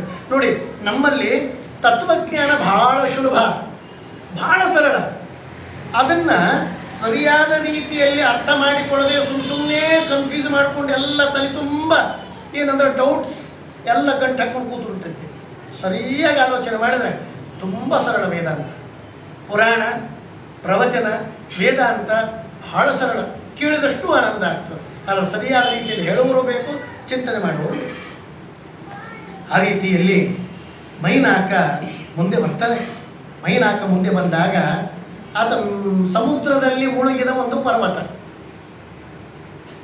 ಹಿಮೋತ್ಪುತ್ರನ ಮಗ. ಆತನಿಗೆ ಸಮುದ್ರದಲ್ಲಿ ಇತ್ತಲ್ಲ, ಆ ಸಮುದ್ರ ರಾಜ ಹೇಳಿದಂತೆ, ನೀ ಮುಳುಗಿದೆಯಲ್ಲ ಮೊದಲು ಮೇಲೆ ಬಾ. ಮ್ಯಾಲೆ ಬಂದು ಹನುಮಂತ ಹಾರಿ ಹೋಗ್ತಾ ಇದ್ದಾನೆ, ನಡುವಂತರ ವಿಶ್ರಾಂತಿ ಪಡಿಲಿಕ್ಕೆ ಅಂಥೇಳಿ ನಿನ್ನ ಮೇಲೆ ಕಾಲು ಉರಿ ಸ್ವಲ್ಪ ಹೊತ್ತು ವಿಶ್ರಾಂತಿ, ಸ್ವಲ್ಪ ರೆಸ್ಟ್ ತಗೊಂಡು ಮುಂದೆ ಹೋಗ್ತಾನೆ. ಆದ್ದರಿಂದ ನೀನು ನೀರಿನಲ್ಲಿ ಮುಳುಗಿದೆಯಲ್ಲ, ಮೇಲೆ ಬಾ ಅಂಥೇಳಿ ಸಮುದ್ರ ರಾಜನ ಮಾತನ್ನು ಕೇಳಿ ಮೈನಾಕ ಮೇಲೆ ಬರ್ತಾನೆ. ಮೈನಾಕ ಮೇಲೆ ಬಂದಾಗ ಅದನ್ನು ಹನುಮಂತ ಎಕ್ಸೆಪ್ಟ್ ಮಾಡೋದಿಲ್ಲ. ಯಾಕೆ? ಸ್ವಲ್ಪ ರೆಸ್ಟ್ ಮಾಡಿ ಮುಂದೆ ಹೋಗ್ಬೋದಲ್ವಾ, ಯಾಕೆ ಅದನ್ನು ಸ್ವೀಕಾರ ಮಾಡಲ್ಲ? ಹೌದು, ಸಮುದ್ರ ರಾಜ ಈ ಮೈನಾಕಗೆ ನೀ ಕೆಳಗಿದ್ದವನು ಮೇಲೆ ಬಾ, ಆತನಿಗೆ ಅವಕಾಶ ಮಾಡಿಕೊಡೋ ಸೇವೆ ಮಾಡುವಂಥ ಸಮುದ್ರ ರಾಜ ಯಾಕೆ ಹೇಳಿದ್ದೆ ಆದರೆ ಸುಮ್ಮನೆ ಒಬ್ಬರಿಗೆ ಇನ್ನೊಬ್ಬರಿಗೆ ಯಾಕೆ ಸೇವೆ ಮಾಡ್ತಾರೆ? ಹನುಮಂತನಿಗೆ ಸೇವೆ ಮಾಡುವಂತ ಯಾಕೆ ಹೇಳಿದ ಸಮುದ್ರ ರಾಜ? ಯಾವ ಕಾರಣಕ್ಕಾಗಿ ಮಾಡಿದ? ಹೌದು, ಆ ಪರ್ವತ ಅಂದ ಮೇಲೆ ನೀರಿನಾಗ ಯಾಕೆ ಮುಳುಗಿತ್ತು? ಮೇಲೆ ಬರಬೇಕಾದ್ರೆ ಮೇಲೆ ಇರಬೇಕಾಗಿತ್ತು, ಮುಳುಗಿ ಯಾಕೆ ಹೋಯಿತು? ಯಾವ ಕಾರಣಕ್ಕಾಗಿ ಸಮುದ್ರದಲ್ಲಿ ಮುಳುಗಿತು? ಈ ರೀತಿ ಅನೇಕ ಪ್ರಶ್ನೆಗಳ ಸರಮಾಲೆ ಹುಟ್ಟಿಕೊಳ್ಳುತ್ತವೆ ತಲೆಯಲ್ಲಿ. ಆದ್ದರಿಂದ ಆ ಮೈನಾಕ ಯಾರ ಮಗ? ಯಾಕೆ ನೀರಿನಲ್ಲಿ ಮುಳುಗಿದ್ದ? ಹನುಮಂತನಿಗೋಸ್ಕರ ಯಾಕೆ ಮೇಲೆ ಬರ್ತಾನೆ? ಯಾಕೆ ಉಪಕಾರ ಸೇವೆಯನ್ನು ಯಾಕೆ ಮಾಡಬೇಕು? ನೀನು ಸೇವೆ ಮಾಡುವಂಥ ಸಮುದ್ರ ರಾಜ ಹೇಳಿದ್ದಾದರೆ ಯಾಕೆ? ಈ ಎಲ್ಲ ಪ್ರಶ್ನೆಗಳಿಗೆ ನಾಳೆ ದಿವಸ ಉತ್ತರ ನೋಡೋಣ. ಶ್ರೀಕೃಷ್ಣ ಅರ್ಪಣ.